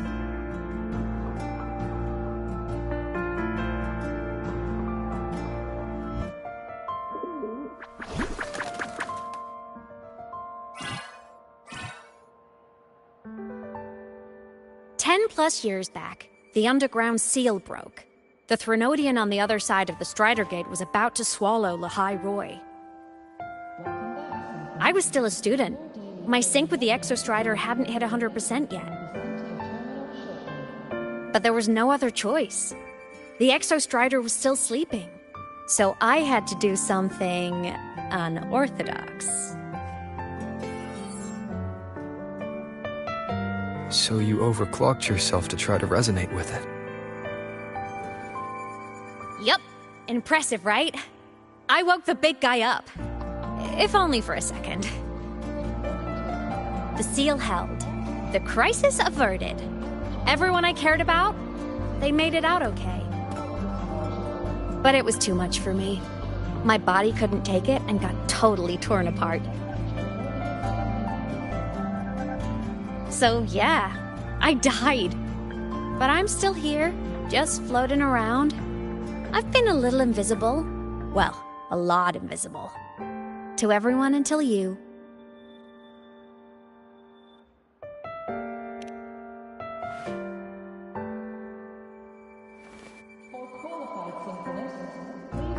You can see me now because of this little guy.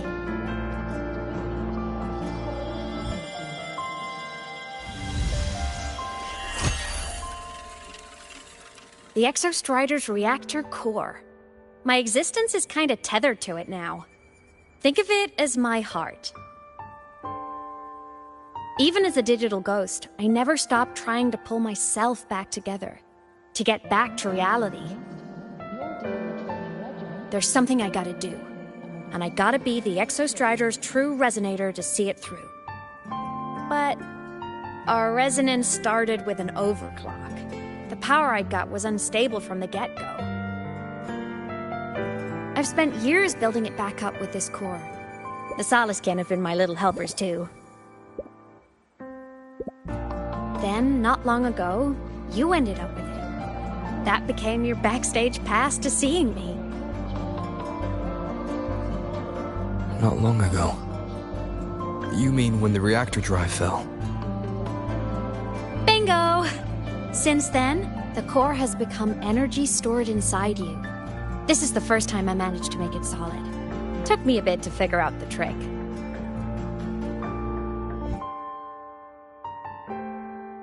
Then it was you. You were the one who saved Mornier when she was dying. You and that junior of yours were always close. We even crossed paths a few times back when I was still, well, around. Of course I'd help. A junior of mine. So I really did know Mornier in the past. Oh, and by the way, when you charged in to save Professor Mornier, you looked pretty cool.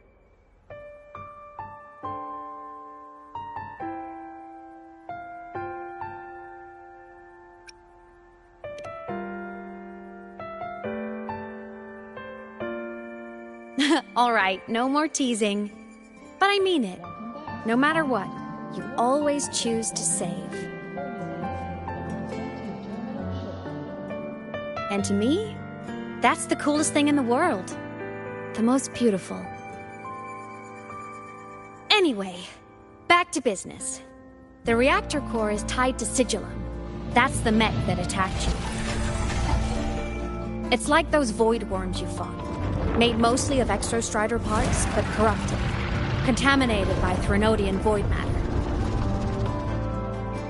Sigillum stole a chunk of my power.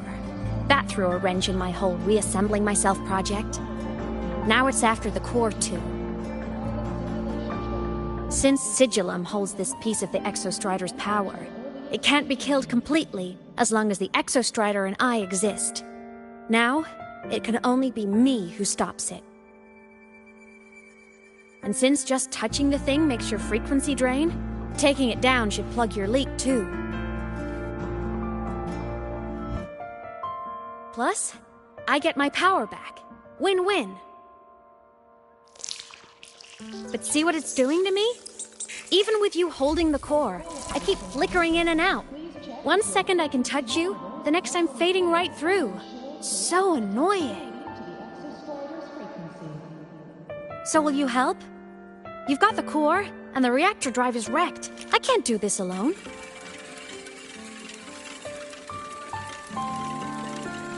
Also, I've noticed, when the core is in your hand, it runs faster. I can tell you're leaving a few things out, Imus. Still, you helped me and a lot of people in the High Roy. That's enough for me to trust you. What do you need me to do? Existence is the imprint life leaves behind. Being remembered, talked about, and seen. All the places I went when I was alive bear those imprints. The core's running lets me find and record those frequencies. These little cuties have been my scouts. And they'll be our guides now, too.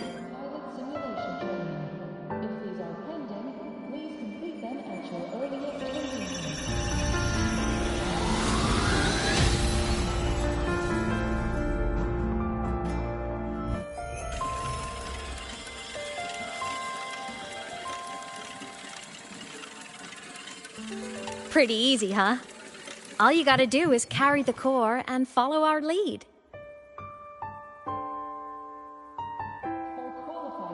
I'll do it. Alrighty. Thanks in advance, study buddy.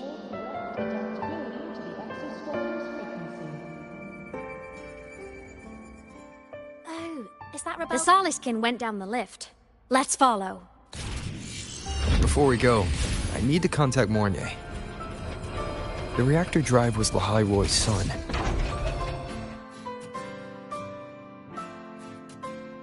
Imus definitely glossed over some things. Like what happened during our previous encounter. What she's done since becoming a digital ghost. And the real reason why Sigilum stole her power. After years drifting like this, to still hold on to that spirit. Her will must be strong. I'll bide my time. The right moment will come. Has something happened, Mentor? I see.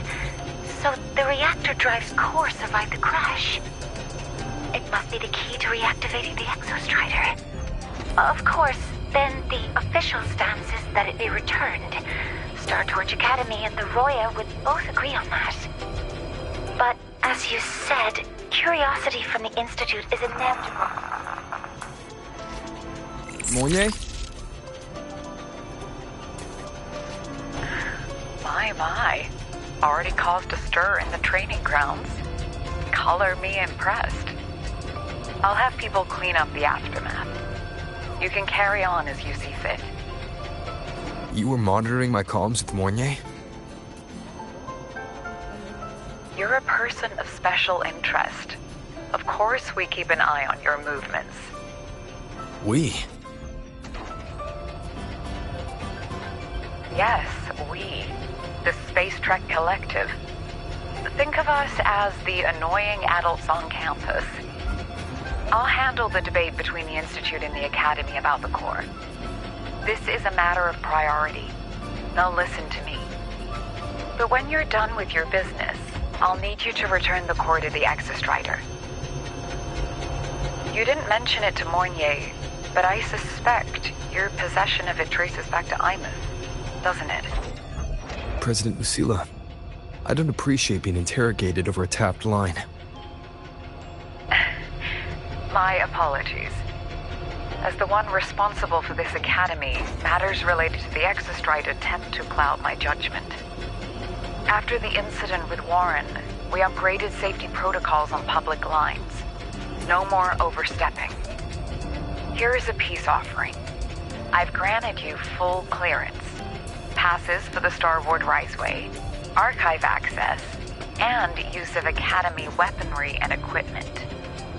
I'll also personally apologize to Professor Mornier for interrupting your comms and ensure her next research grant is substantially approved. How's that, Rover? More to your liking? Why is the Space Trek Collective pushing this so hard? You should know. You have a past in Lahai Roy, and you have some kind of connection with the Exostrider. The Twilight Epoch, the unending winter described in Royan legend, The threat of the Threnodian Aleph 1 is growing. We need the Exostrider awakened. Returning that reactor core is the only way.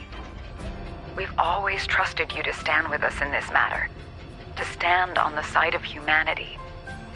You know where to find me if you need anything, Rover. And my door is always open if you just want to talk. The Solace Kit is leading us to the auditorium first. The new solar celebration is almost here. I wonder what they'll put on this time. By then, exams will be over, and we'll finally get a long break. Ah, vacation. What's not to look forward to? Roving among the stars.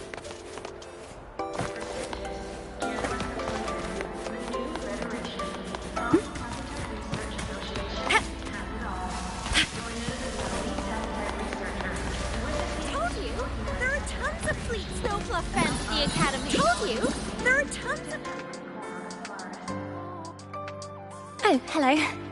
Are you here for the Fleet Snow Fluff fan meeting? The venue is still being set up, but once it's ready... She's a singer, a campus legend.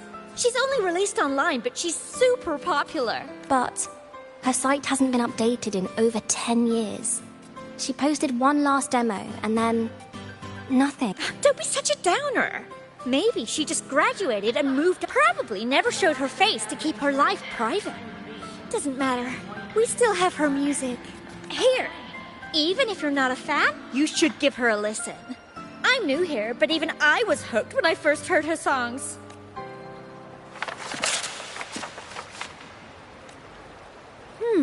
Nice print. A fan meeting. Huh.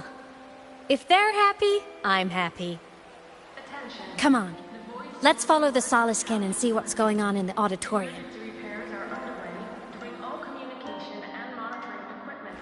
Told you!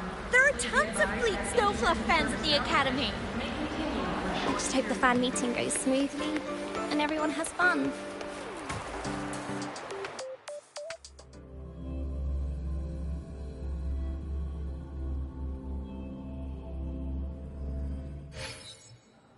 It's time.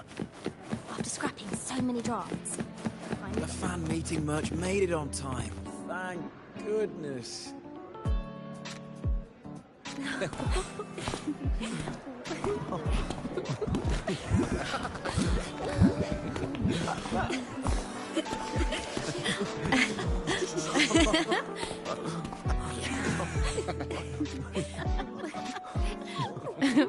What?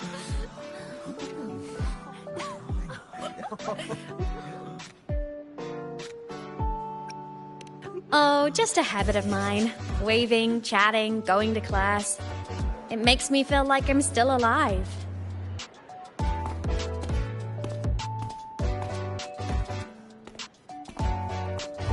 If I stop, I might forget what it felt like to be human. Call it a self-reminder.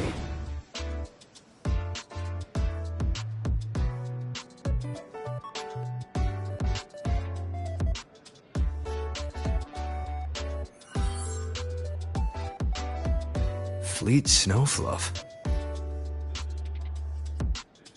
Yep, that's me. But don't say my alias out loud. It's embarrassing. So you weren't just a synchronist. You had a whole other life here. Just one of my many hobbies. I was into photography, gaming, movie nights with friends. Figured you only get to be a student for a few years. And I wasn't the ambitious researcher type. I wanted to soak it all up while I could.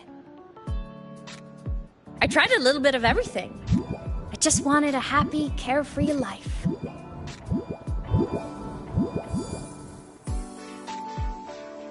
Who knew I'd end up as a ghost, stuck as a student for 10 more years?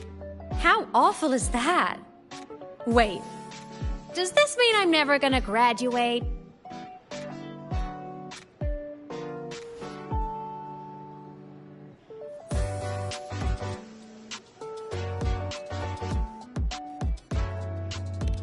Hope so. Guess everyone needs something to hold on to. It's good to have a little hope. But I have to say, it's really moving to hear people talk about my songs after all this time. I wrote those for myself, you know? Never expected so many people to care. But if they made someone feel something, joy, pain, anything, that makes me really happy.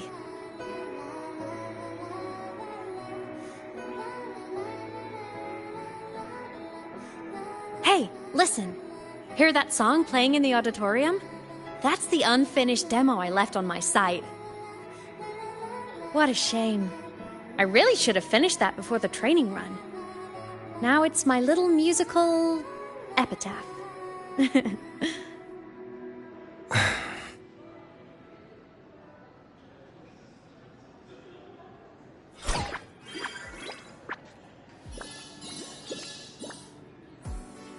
Let's go.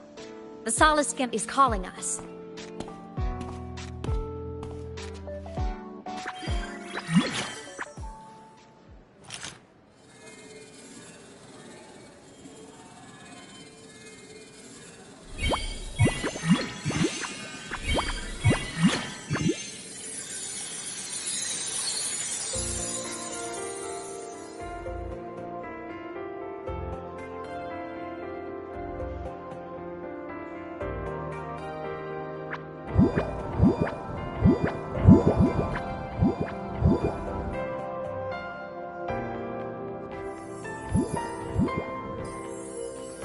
Is that the student rep from Rebel College? That's one bold speech. Is she giving a welcome speech or recruiting for a space adventure club? Uh-oh, the professors look upset. But she made a good point, didn't she? Isn't that passion the entire reason we're here? To explore whatever's out there again.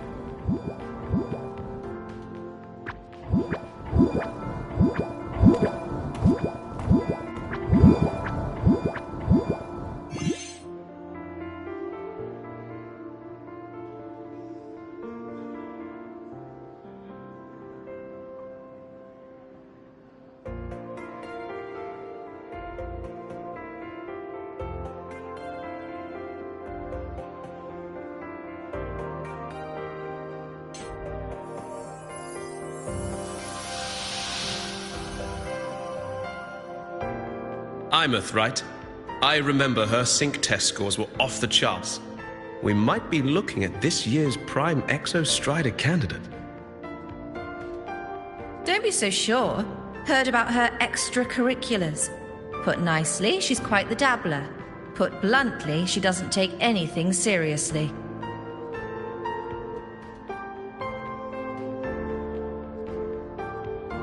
Potential is still potential. She's brilliant. She just needs guidance.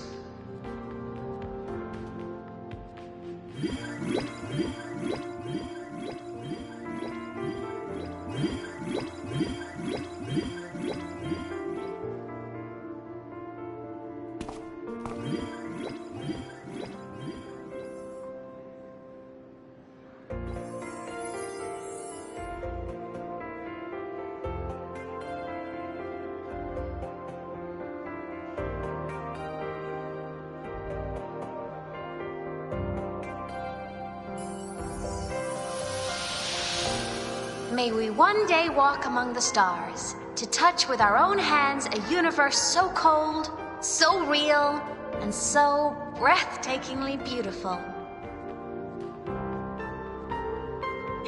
That's all from me. If I keep going, my credits this year might be in danger.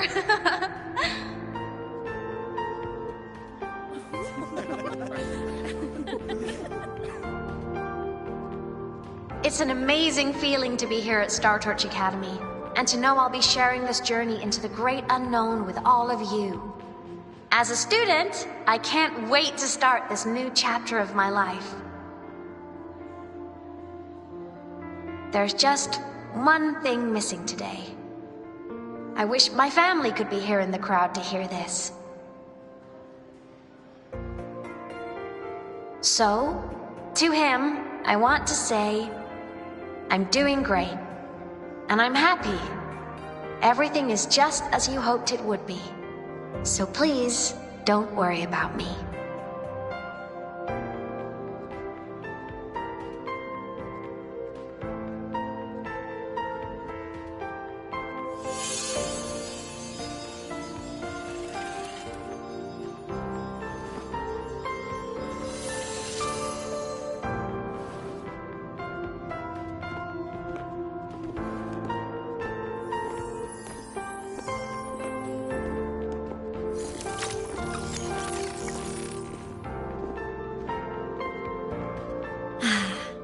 Looking back, I really do miss those days.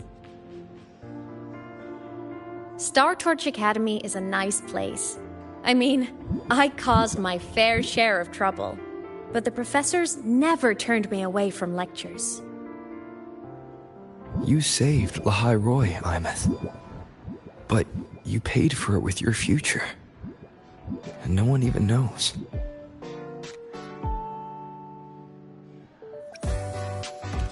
Of course not. If I hadn't have done what I did, so many people would have died.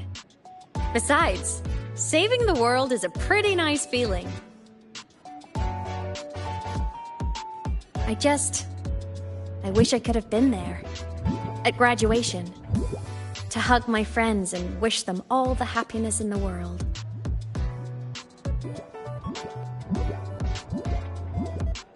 The Solaskin headed outside.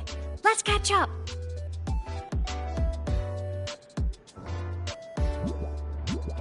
If it's leaving the campus, it's probably going to the Frostlands. Right, we'll need to take the Starward Riseway. That place above the sword. Yes, a frozen, silent plain, white with endless snow. The place where the Exostrider finally sank into slumber.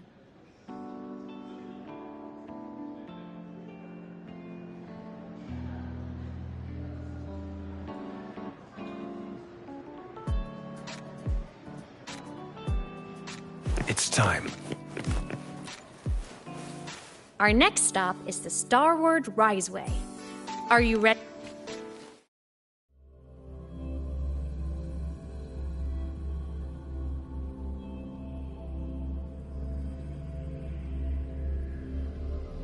When I was a kid, I once hid in the Starward Riseway and made it to the Frostlands all by myself. Bold even as a child. Hee hee. I hope we don't run into bad weather again, like the last time.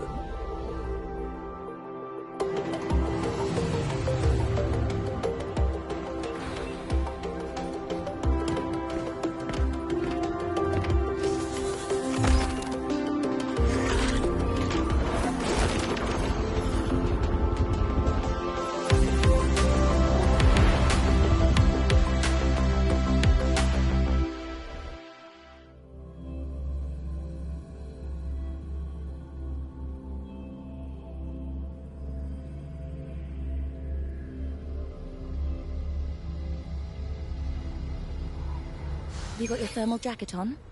Be excellent.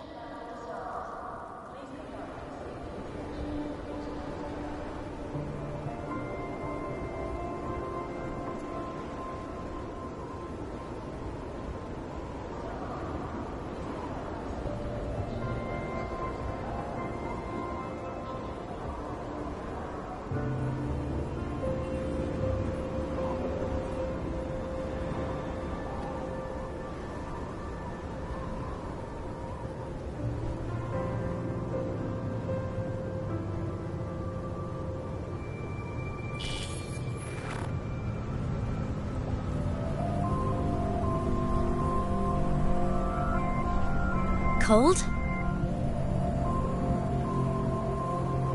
I'm fine. What about you? Between you and me, ghosts can't feel the cold.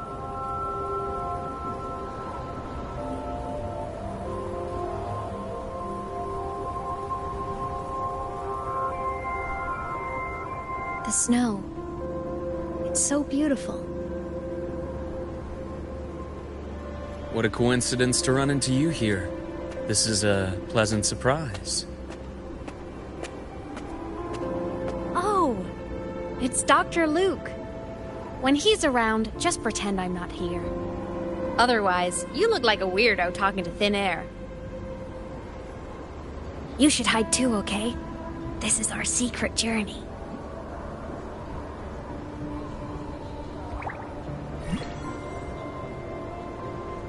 You know him? He's the school doctor. All the students know him. I didn't super well, but I do know that he's been in Lehigh Roy for a long time, and you can trust him. You came to the Frostlands for the Exostrider?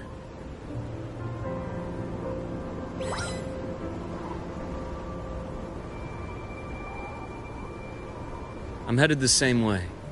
I've got to check in on some researchers stationed out here on long-term fieldwork. Having a guide might make the trip a little easier. What do you say? Let me help you modify your bike. There are quite a few waterways, and its current setup might not handle them well. You know how to modify bikes. You pick up a few things when you come here as often as I do. Oh, I used to love riding. My friends even called me the Speed Queen. Though that was usually while they were white-knuckling the seat and screaming.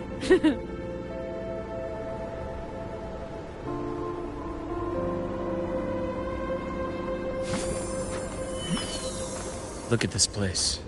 Hard to believe it, but years ago, all of this was a lush green forest. Back then, the Roya were nomads, the true natives of Lehigh Roy, who walked in step with nature itself. Was it the lament that changed it into Frostlands? Yes, it triggered a magnetic pole shift. From then on, Lehigh Roy became the new pole.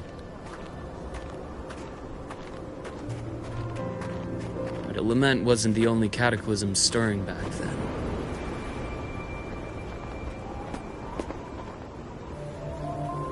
In the past, we had already reached the stars, but at some point, the etheric sea spread to cover all of Solaris. From that moment on, the universe locked its doors. We couldn't verify whether the sky above us was real or just a reflection. Countless spacecraft were lost. Our space exploration programs were abandoned, and space became out of reach. But times have changed. Since its founding, the goal of Star Torch Academy has been to use the Exostrider to explore space, whether through the etheric sea or the Strider Gate. I understand the etheric sea part, but the Strider Gate... You know Lehigh Roy's history? Both the Exostrider and the Thnodian first came to Solaris through the Strider Gate. The Academy has its theories, but here are two you might find interesting. The Strider Gate is a gateway to outer space, and Aleph 1 is a Thnodian alien to Solaris.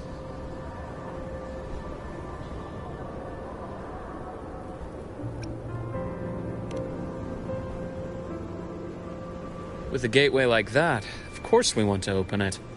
But to pass through, we must awaken the Exostrider and be prepared to face Aleph 1 head-on. I've long believed that Aleph 1 poses a far greater threat beyond void storms and void worms. With other Thnodians, we can at least glean clues of their nature from their places of origin and the civilizations they emerge from.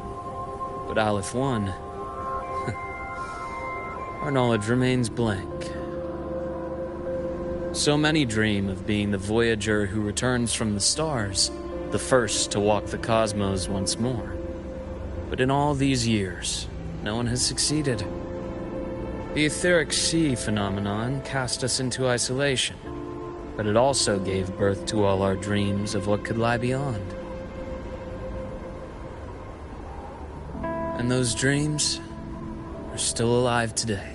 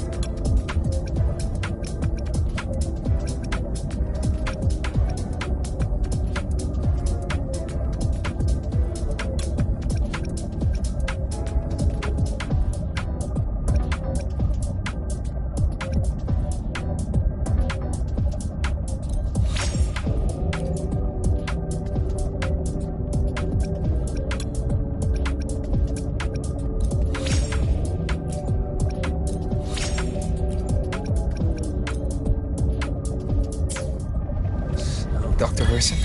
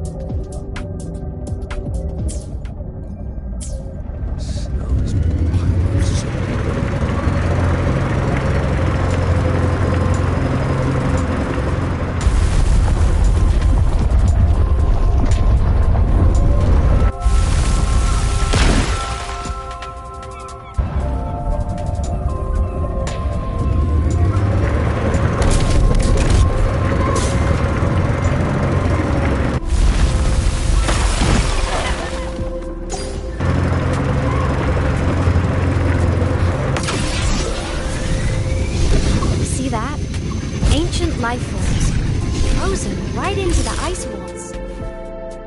Millennia frozen in a single moment, preserved so perfectly you could almost see what they used to be. To be stuck like this forever, kind of miserable, don't you think?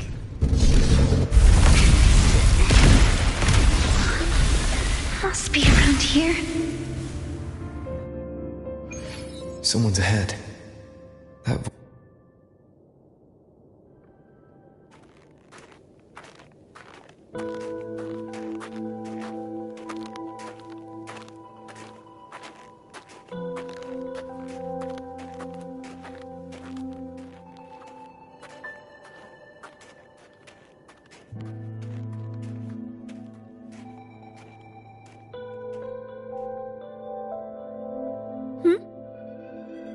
You are the one who was talking to yourself in class.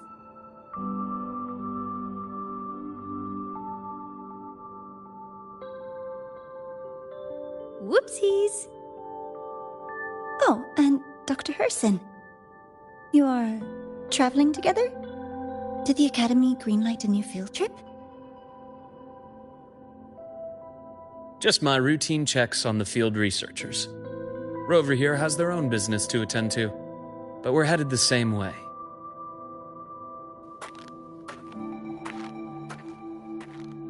What about you, Miss Navora? Chasing more fallen debris? Yes, exactly. I heard the Frostlands have been experiencing changes since Helios was launched. I had a hypothesis that new debris fields might have been exposed. Debris?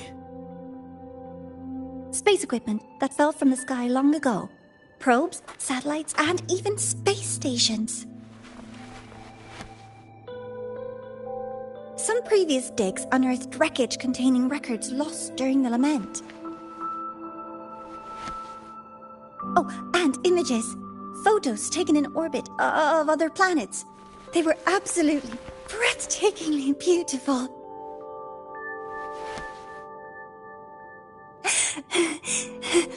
Oh, sorry. I got carried away.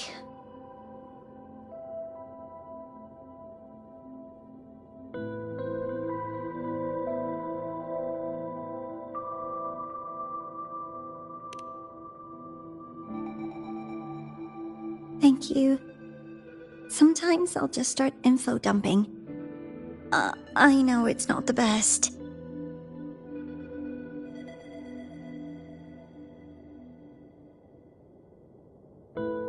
The universe.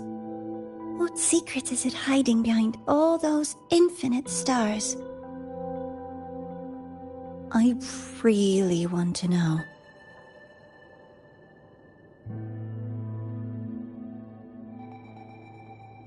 Anyway, in short, I came here for the fallen debris.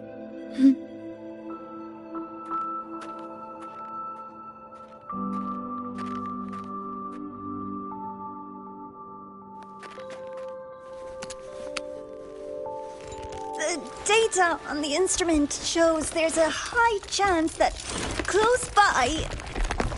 Huh?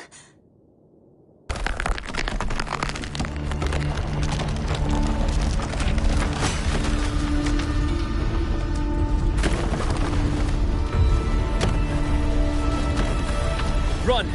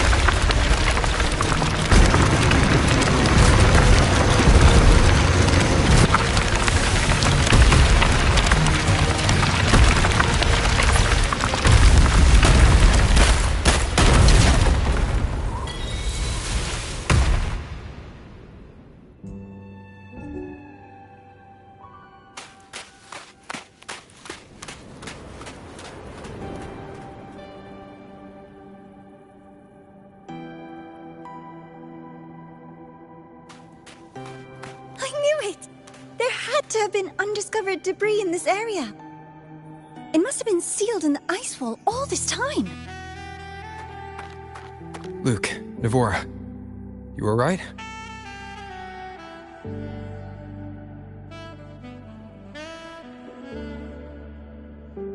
Oh, I'm good. Perks of being a ghost, you know? I'm so sorry. It's my fault for putting everyone in danger. The collapse was an accident. We're all okay, so don't blame yourself. But the way we came in is completely blocked. Scaling that ice wall? It's too high, too risky. I'd rather not have a student on that climb. I've contacted the Academy. They're sending a rescue team.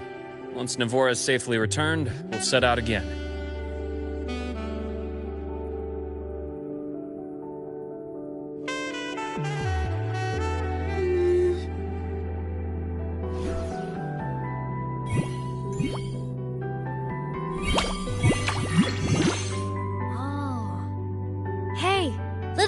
Says our next stop is deep in the ice.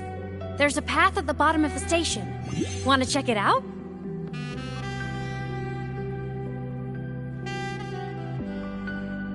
What about waiting inside the station? It's freezing out here, and another collapse is possible. It's safer to wait for the rescue team indoors. I agree. I want to see what's inside too. With Rover on the team, a quick recon should be manageable. Up to you.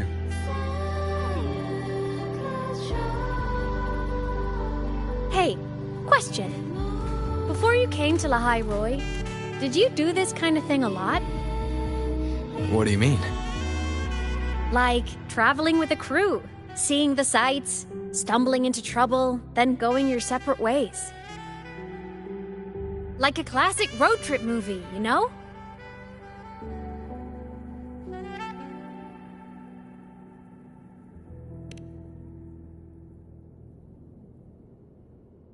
Nice.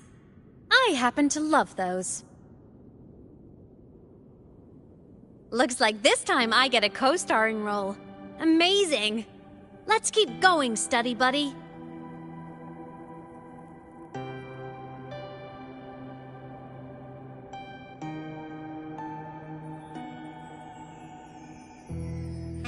There's a collapsed entry point over there, but it's blocked.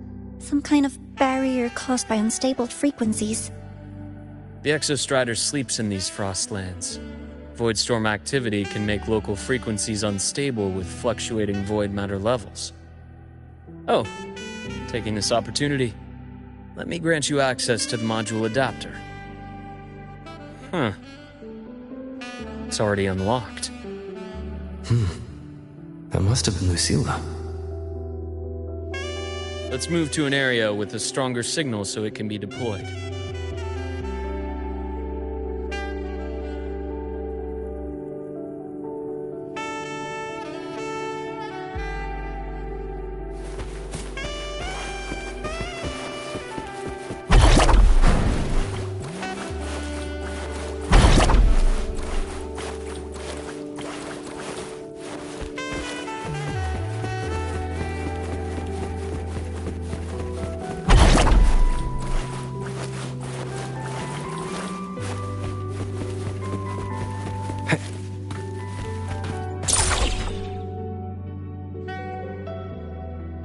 This module adapter was developed by Star Torch Academy for Frostland expeditions. It lets you interact with frequencies disrupted by void matter. Give it a try. You'll need it here.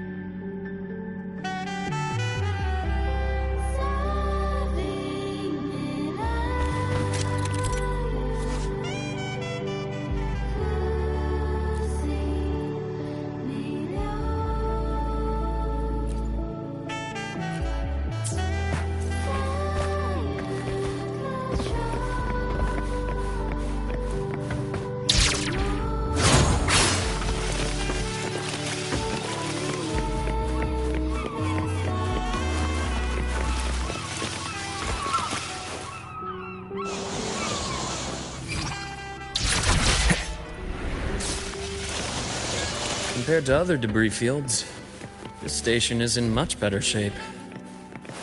It's amazing.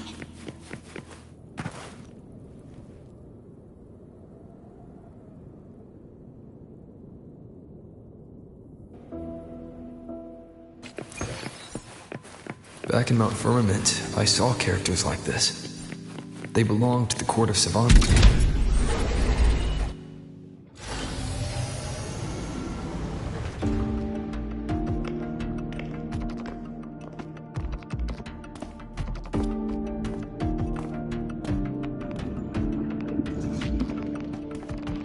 This is...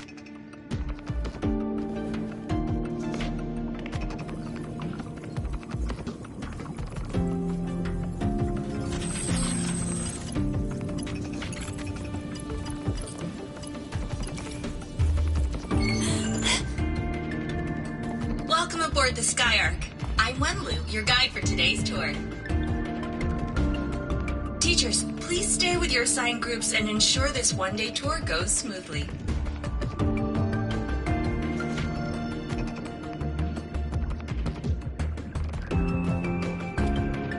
Please direct your attention here.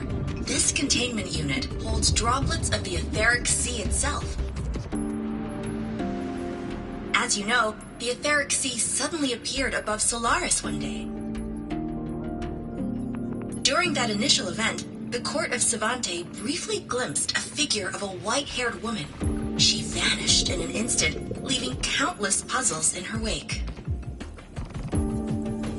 What is the etheric sea? What does it do? And why does it appear?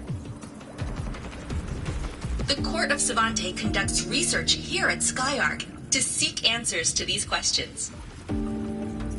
Next, please scan your clearance with the system and follow me in an orderly manner. We will now proceed to the central deck. Awaiting us is this station's most significant breakthrough, a mass relay device powered by a stabilized sample. A sample of the etheric sea? If it's part of the fallen debris, can it be? This research started before the phenomenon first appeared? Oh my, this is an absolutely incredible discovery! Thank my lucky stars I came to the Frostlands today. That guide was probably a hologram frozen in the system's memory. Huh. Those brilliant minds in the Institute will be wetting themselves over this. One-day tour, huh? From the way she spoke, the visitors must have been school kids. Guess hopping a shuttle into orbit wasn't a big deal back then. The containment unit looks custom-made too. Transporting those samples safely would have been a massive logistical operation. Huh. Court of Savante Space Station. This is an exceptionally rare find.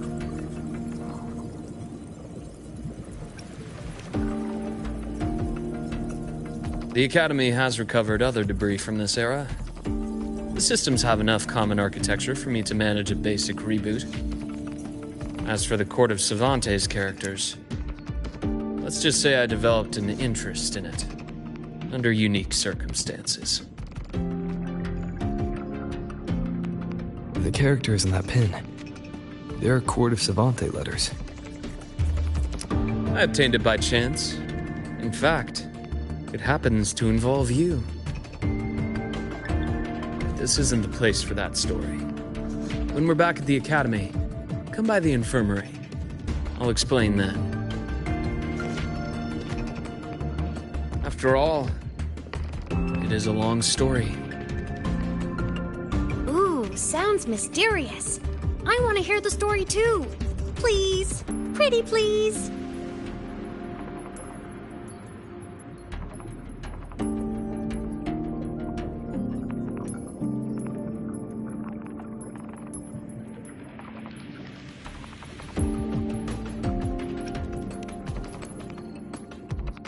Fair point. Don't forget I can even sneak into your terminal.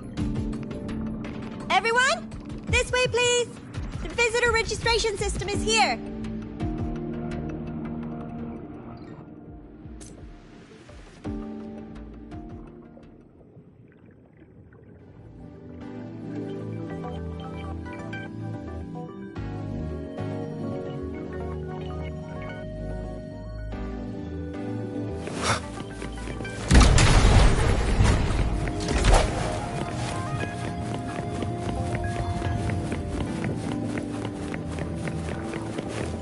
Remnants of the past.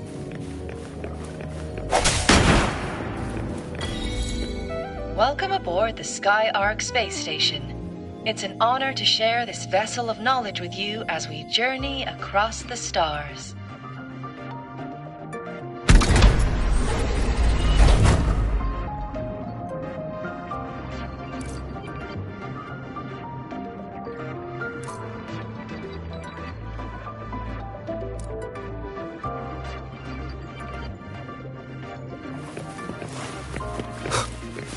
The clearance we got won't grant us access to the entire station. We'll need to register again later. Also, while the hull looks intact, the system is reading several parameters in the red. Could be the etheric sea droplets affecting the surroundings, spreading through the station.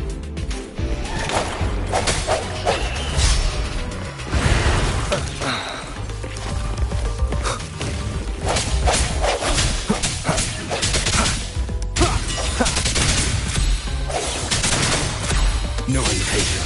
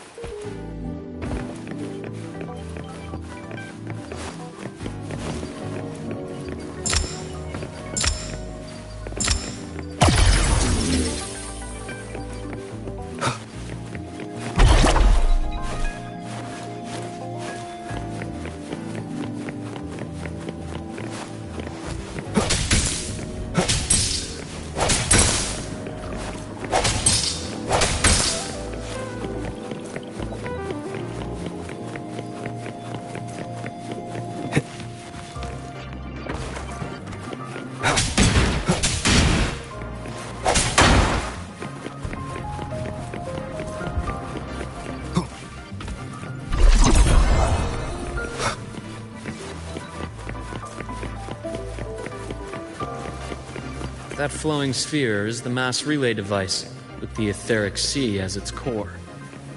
Let's check the console.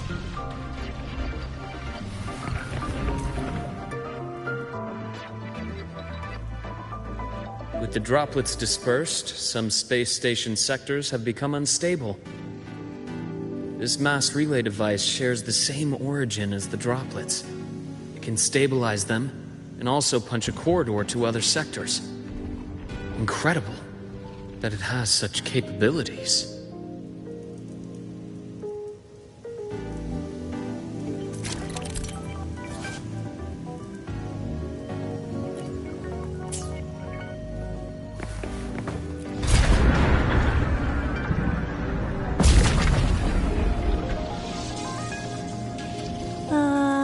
The hatch over there is back to normal.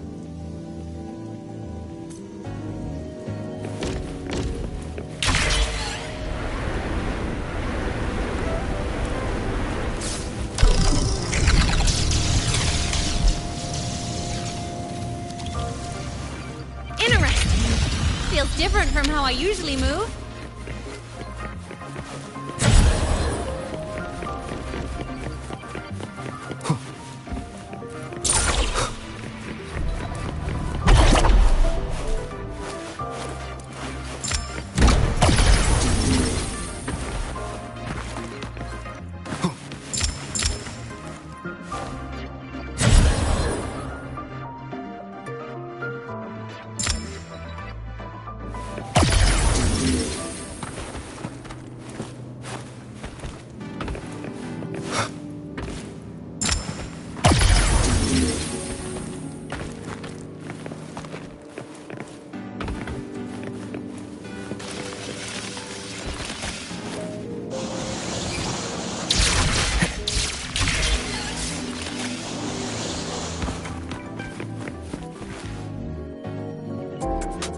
Pathway's blocked. Let's try the module adapter.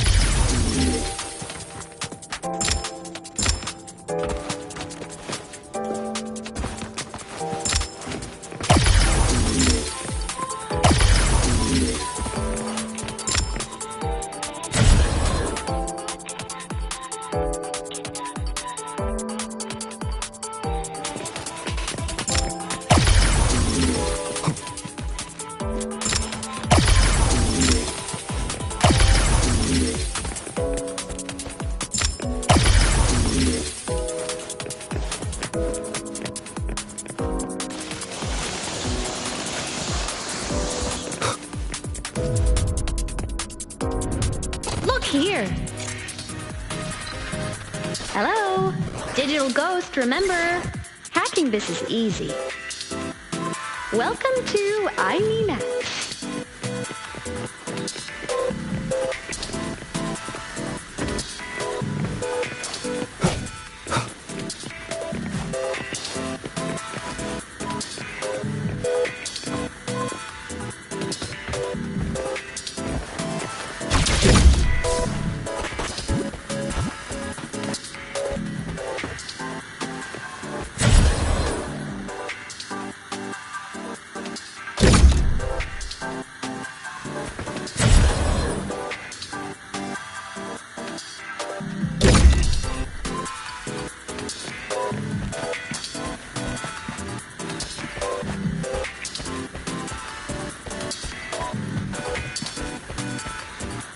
Remnants of the past.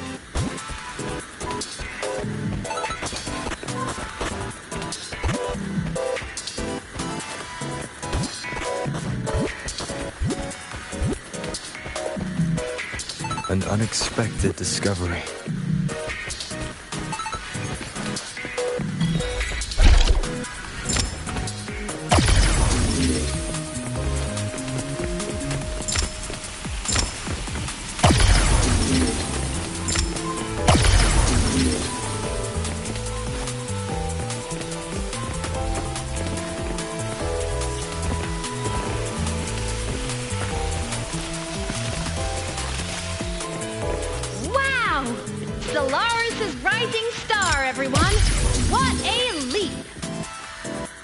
Oh, come on.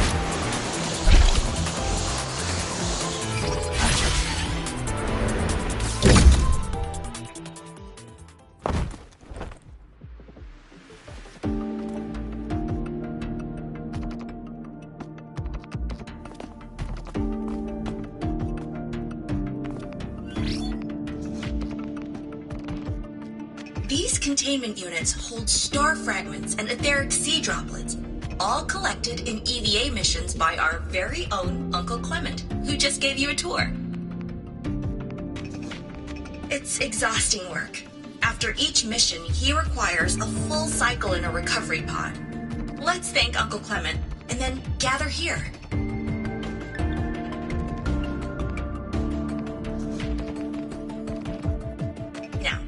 Please welcome Project Director Junshi to give us an overview of the Etheric Sea Initiative. By now, you will have experienced our mass relay device. It is our first major breakthrough and definitive proof of our theory that the Etheric Sea can be utilized as a gateway.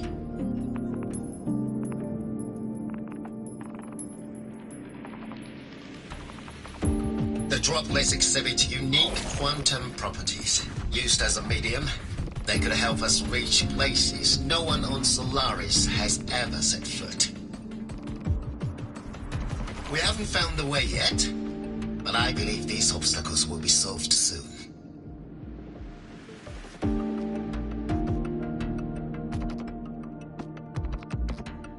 I have faith, not just in the court of Savante, but also in humanity's resolve to explore the stars, and in the budding curiosity I see before me. A mind that feeds on the light of distant stars will never be content to simply look. It will find a way to make the journey. Recently, a brilliant new mind joined Skyark. Our work was instrumental in developing the mass relay device. Let's welcome Professor Wei Ying to share her vision.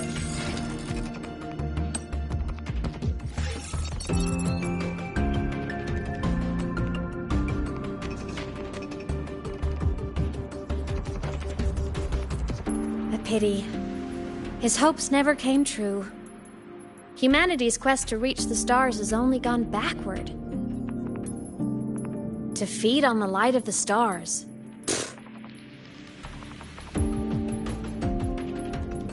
Venturing into the unknown beyond the etheric sea. Romantic idea. Though who says something ugly isn't waiting out there in the dark? Over here. I found something interesting in the system logs. The station fell long ago. But according to this, the Skyark system was briefly reactivated after years of silence.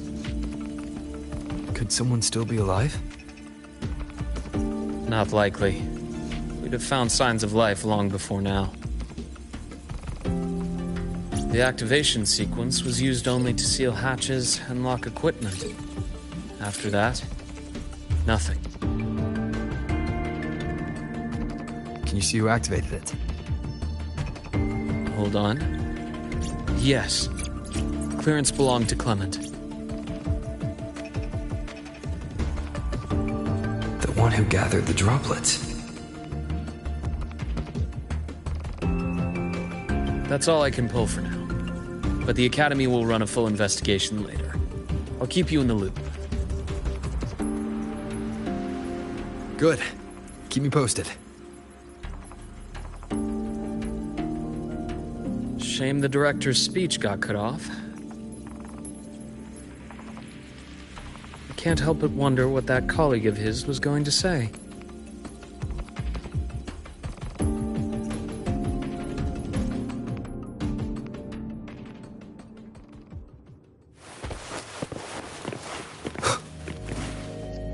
Welcome aboard the Skyark.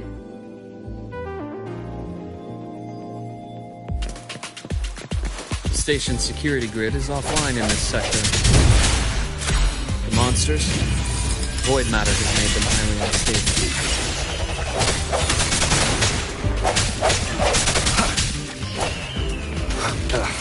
Bad timing. No hesitation.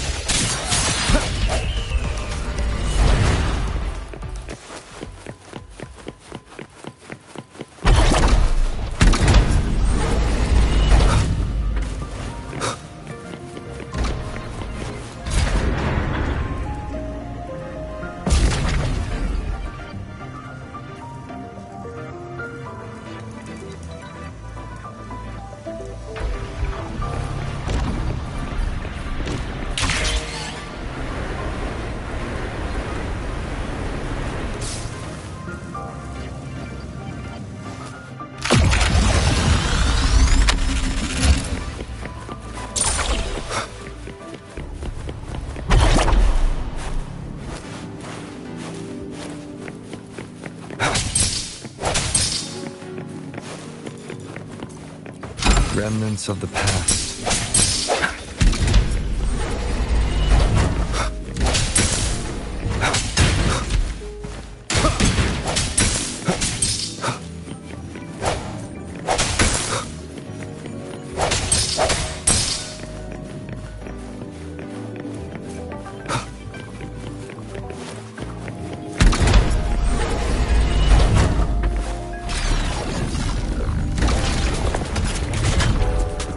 Leave it to me.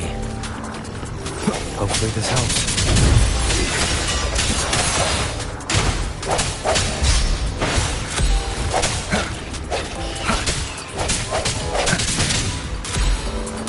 I seek your witness. The frequency here is unstable too. Try using the module adapter to disrupt it. Look left! I hacked the Skyark system. This is the data archive sector.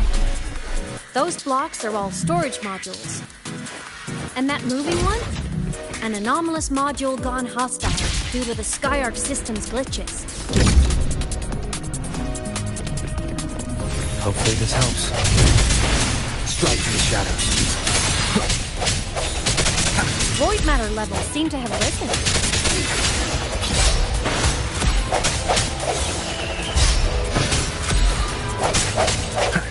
No hesitation.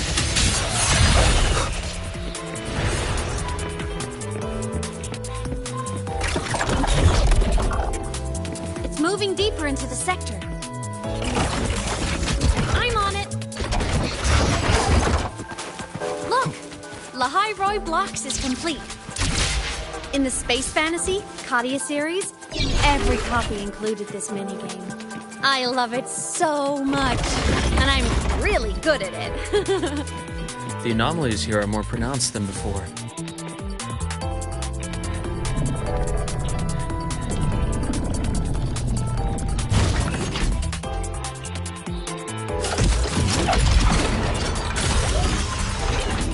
Hang in there!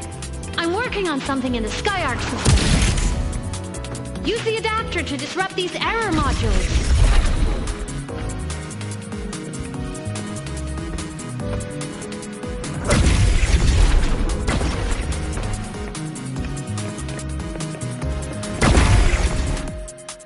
Complete. Hey, do you know how to play rock, paper, scissors? Good. Now, go rock!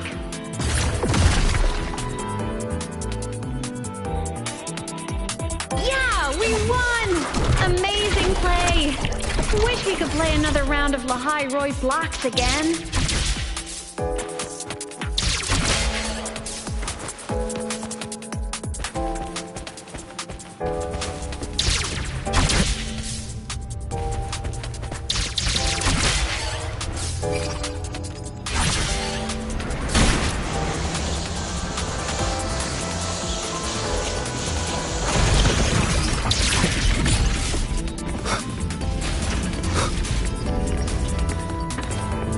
Are just like minions in the Space Fantasy Katia series.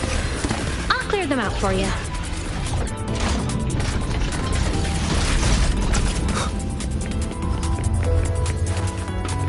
These things are just like minions in the Space Fantasy Katia series. I'll clear them out for you.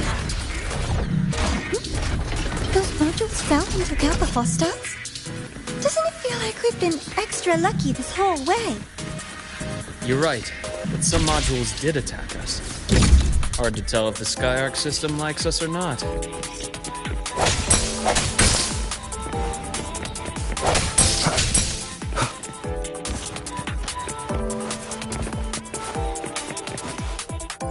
Welcome aboard the Skyark space station. Your one-day tour has ended. Please follow your guide back to the central deck and log out of the visitor system in an orderly fashion. May we meet again among the stars.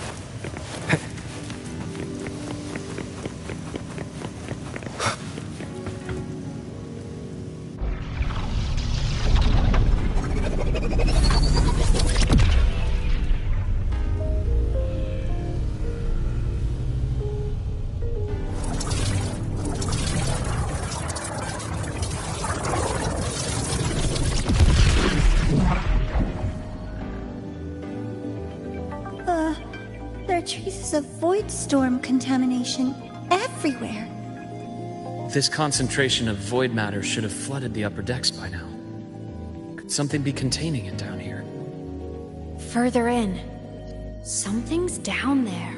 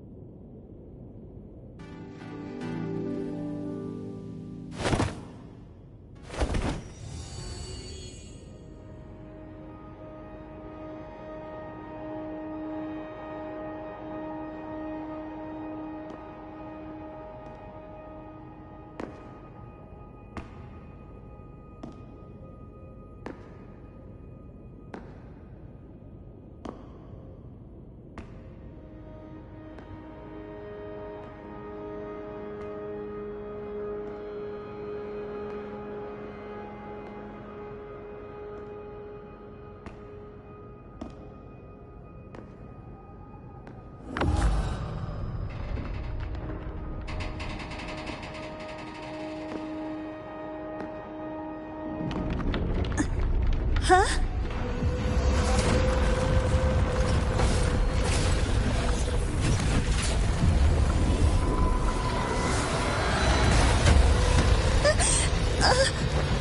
That hurts. Gabora!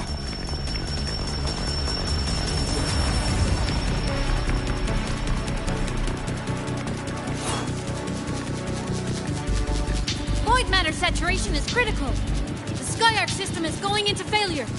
I'm going in to try to stabilize it.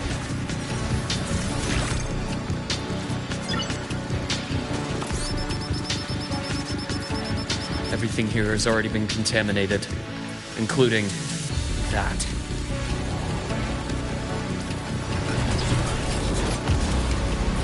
From a doctor's perspective, the only healing left for what this man has become is release.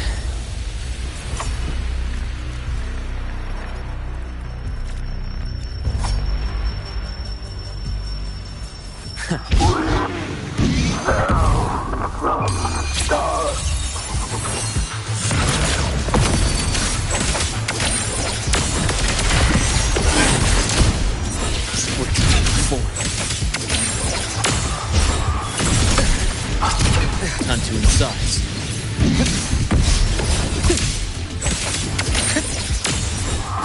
Blink and agony end. I am this.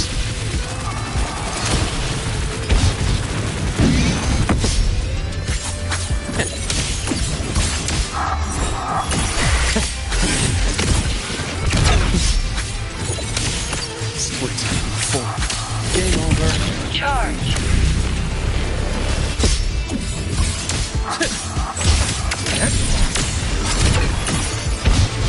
Pass takes form. My scalpel etches your epitaph.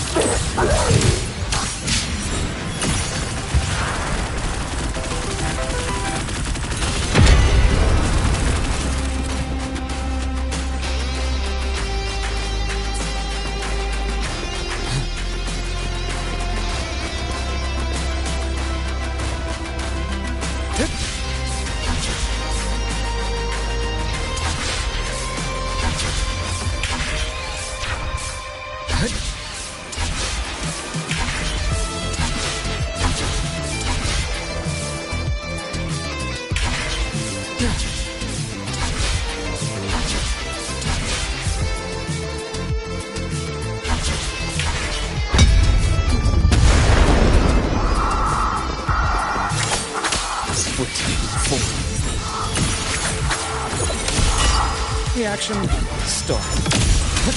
Entombed in daybreak.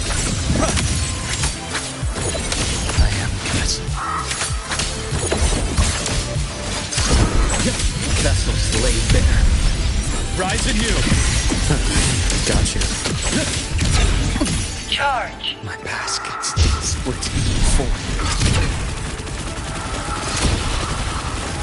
The barrel of Christ. Rot, resected! Return to silence! I bestow eternal peace.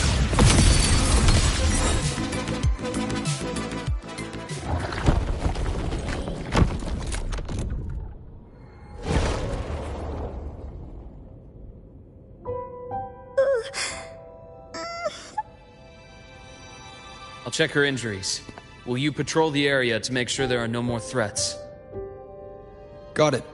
You go check on her.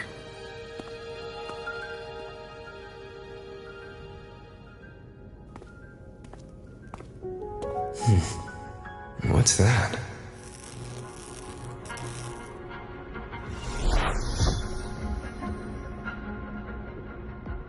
The Skyark system is stabilizing. Look, a log entry. Clement. That must have been the astronaut's name. Huh. After he woke from his sleep pod many years ago, he initiated a lockdown that sealed in this entire wrecked sector, including himself. The void storm had ripped through this sector. He must have been contaminated the moment his pod opened.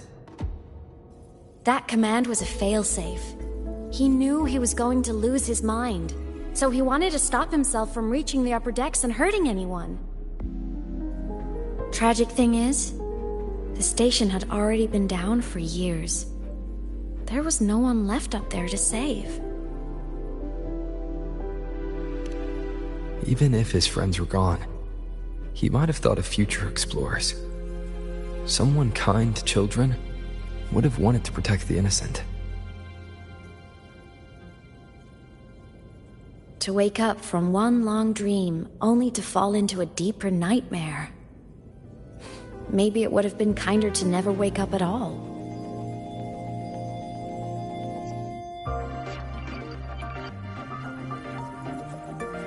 This file, it looks like a recording.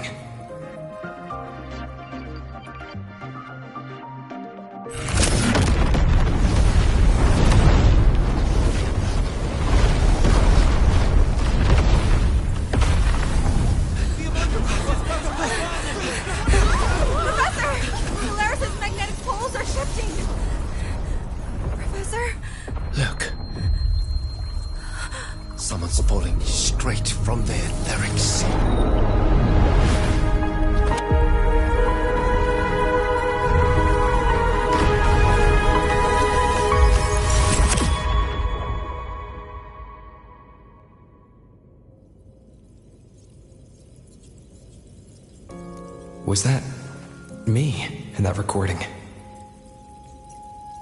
That had to have been the station's final moments, when the etheric sea phenomenon suddenly spread and engulfed all of Solaris, like Luke said. But those droplets in the sky, that was retroact rain, so that might have been an image of an event long ago, not part of the etheric sea phenomenon itself.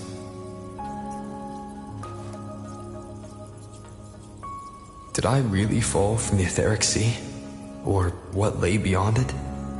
Junchi did say the droplets could act as some kind of gateway.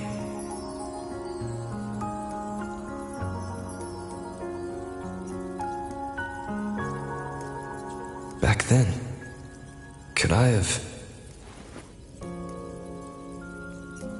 Imeth? What's up?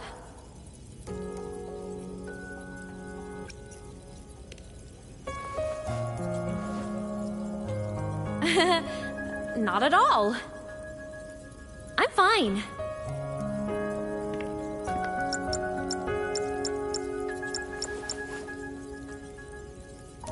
I'd recommend you keep this private. Don't leave the recording for the Academy's teams to find. Remember what I said earlier. It's a nest of competing factions. Anything connected to your past needs to be handled with discretion. So, what do you think, leader of the Black Shores?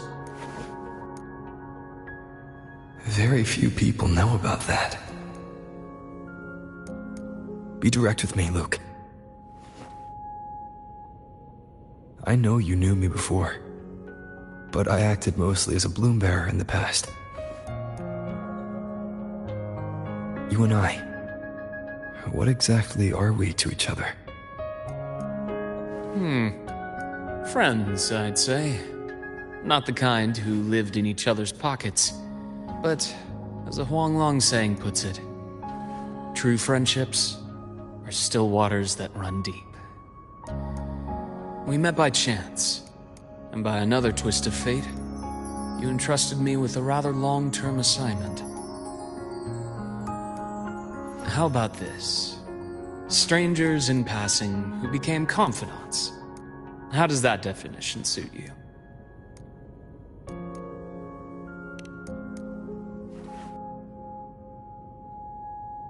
That's fine. Your work in Lahai won't be finished so soon.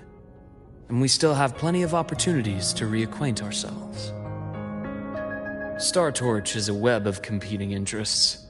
If this video leaks, it'd create quite the cleanup operation.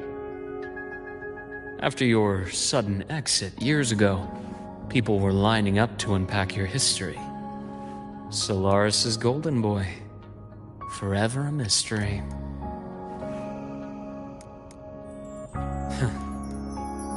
You're not the same as when we first met. But let's save the reminiscing for later. Navora's hurt. I've stabilized her, but as a doctor, I must stay to watch over her.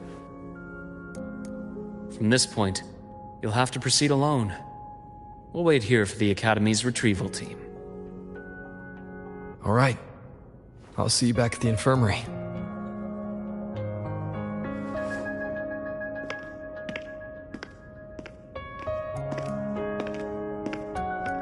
Luke, when you said, I'm not the same, what did you mean? Just my impression. I could be wrong, but you seem lighter now. More hopeful. Happier. And that's not a bad thing.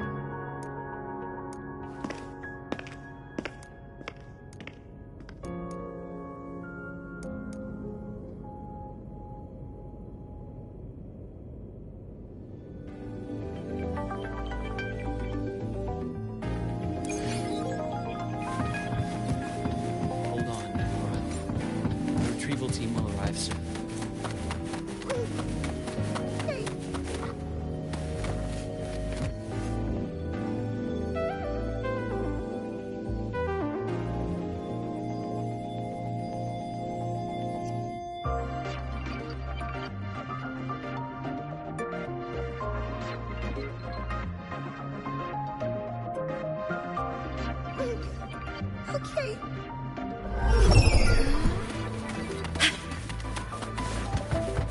So, our squad of 4 is now a squad of 2. Wait. I don't really count, do I? Guess that makes it a solo squad now. I once got accepted to work at a research outpost in the Frostlands. I took a different route back then. That's a surprise. I thought you'd prefer hobbies over field trips. Well, I was really into void storms. Could count as a hobby, I guess. Looks like a long way. Better take the bike. Let's follow the light ahead.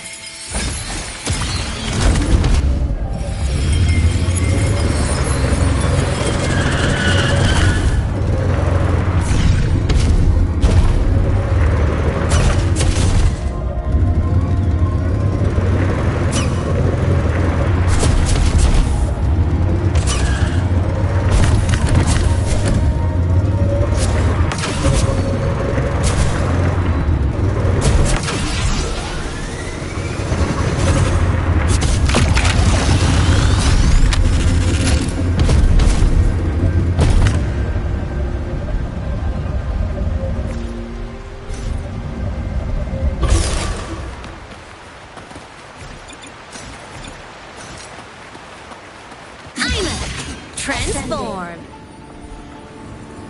Warning. Insufficient power supply.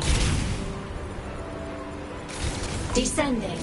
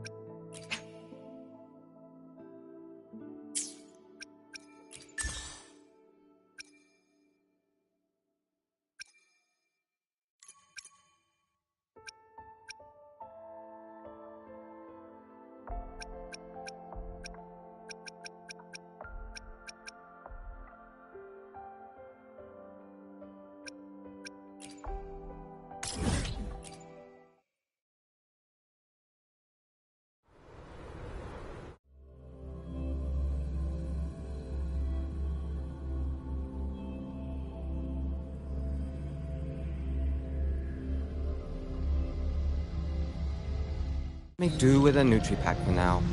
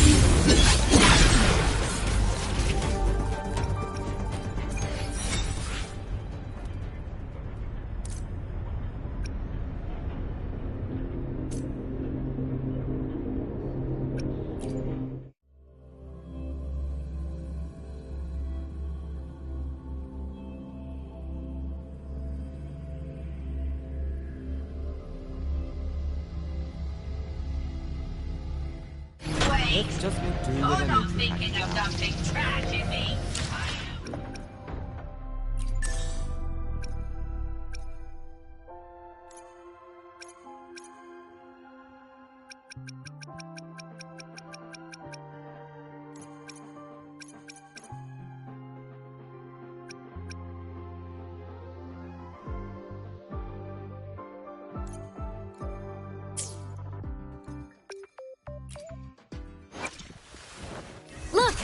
A laser sword?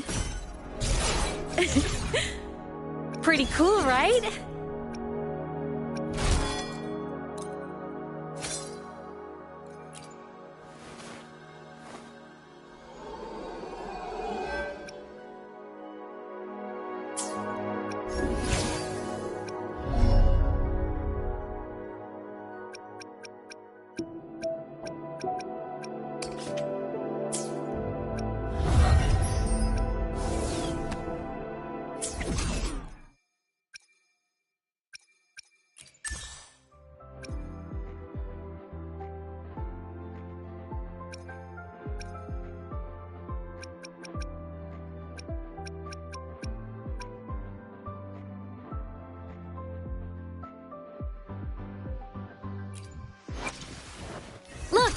A laser sword? Pretty cool, right?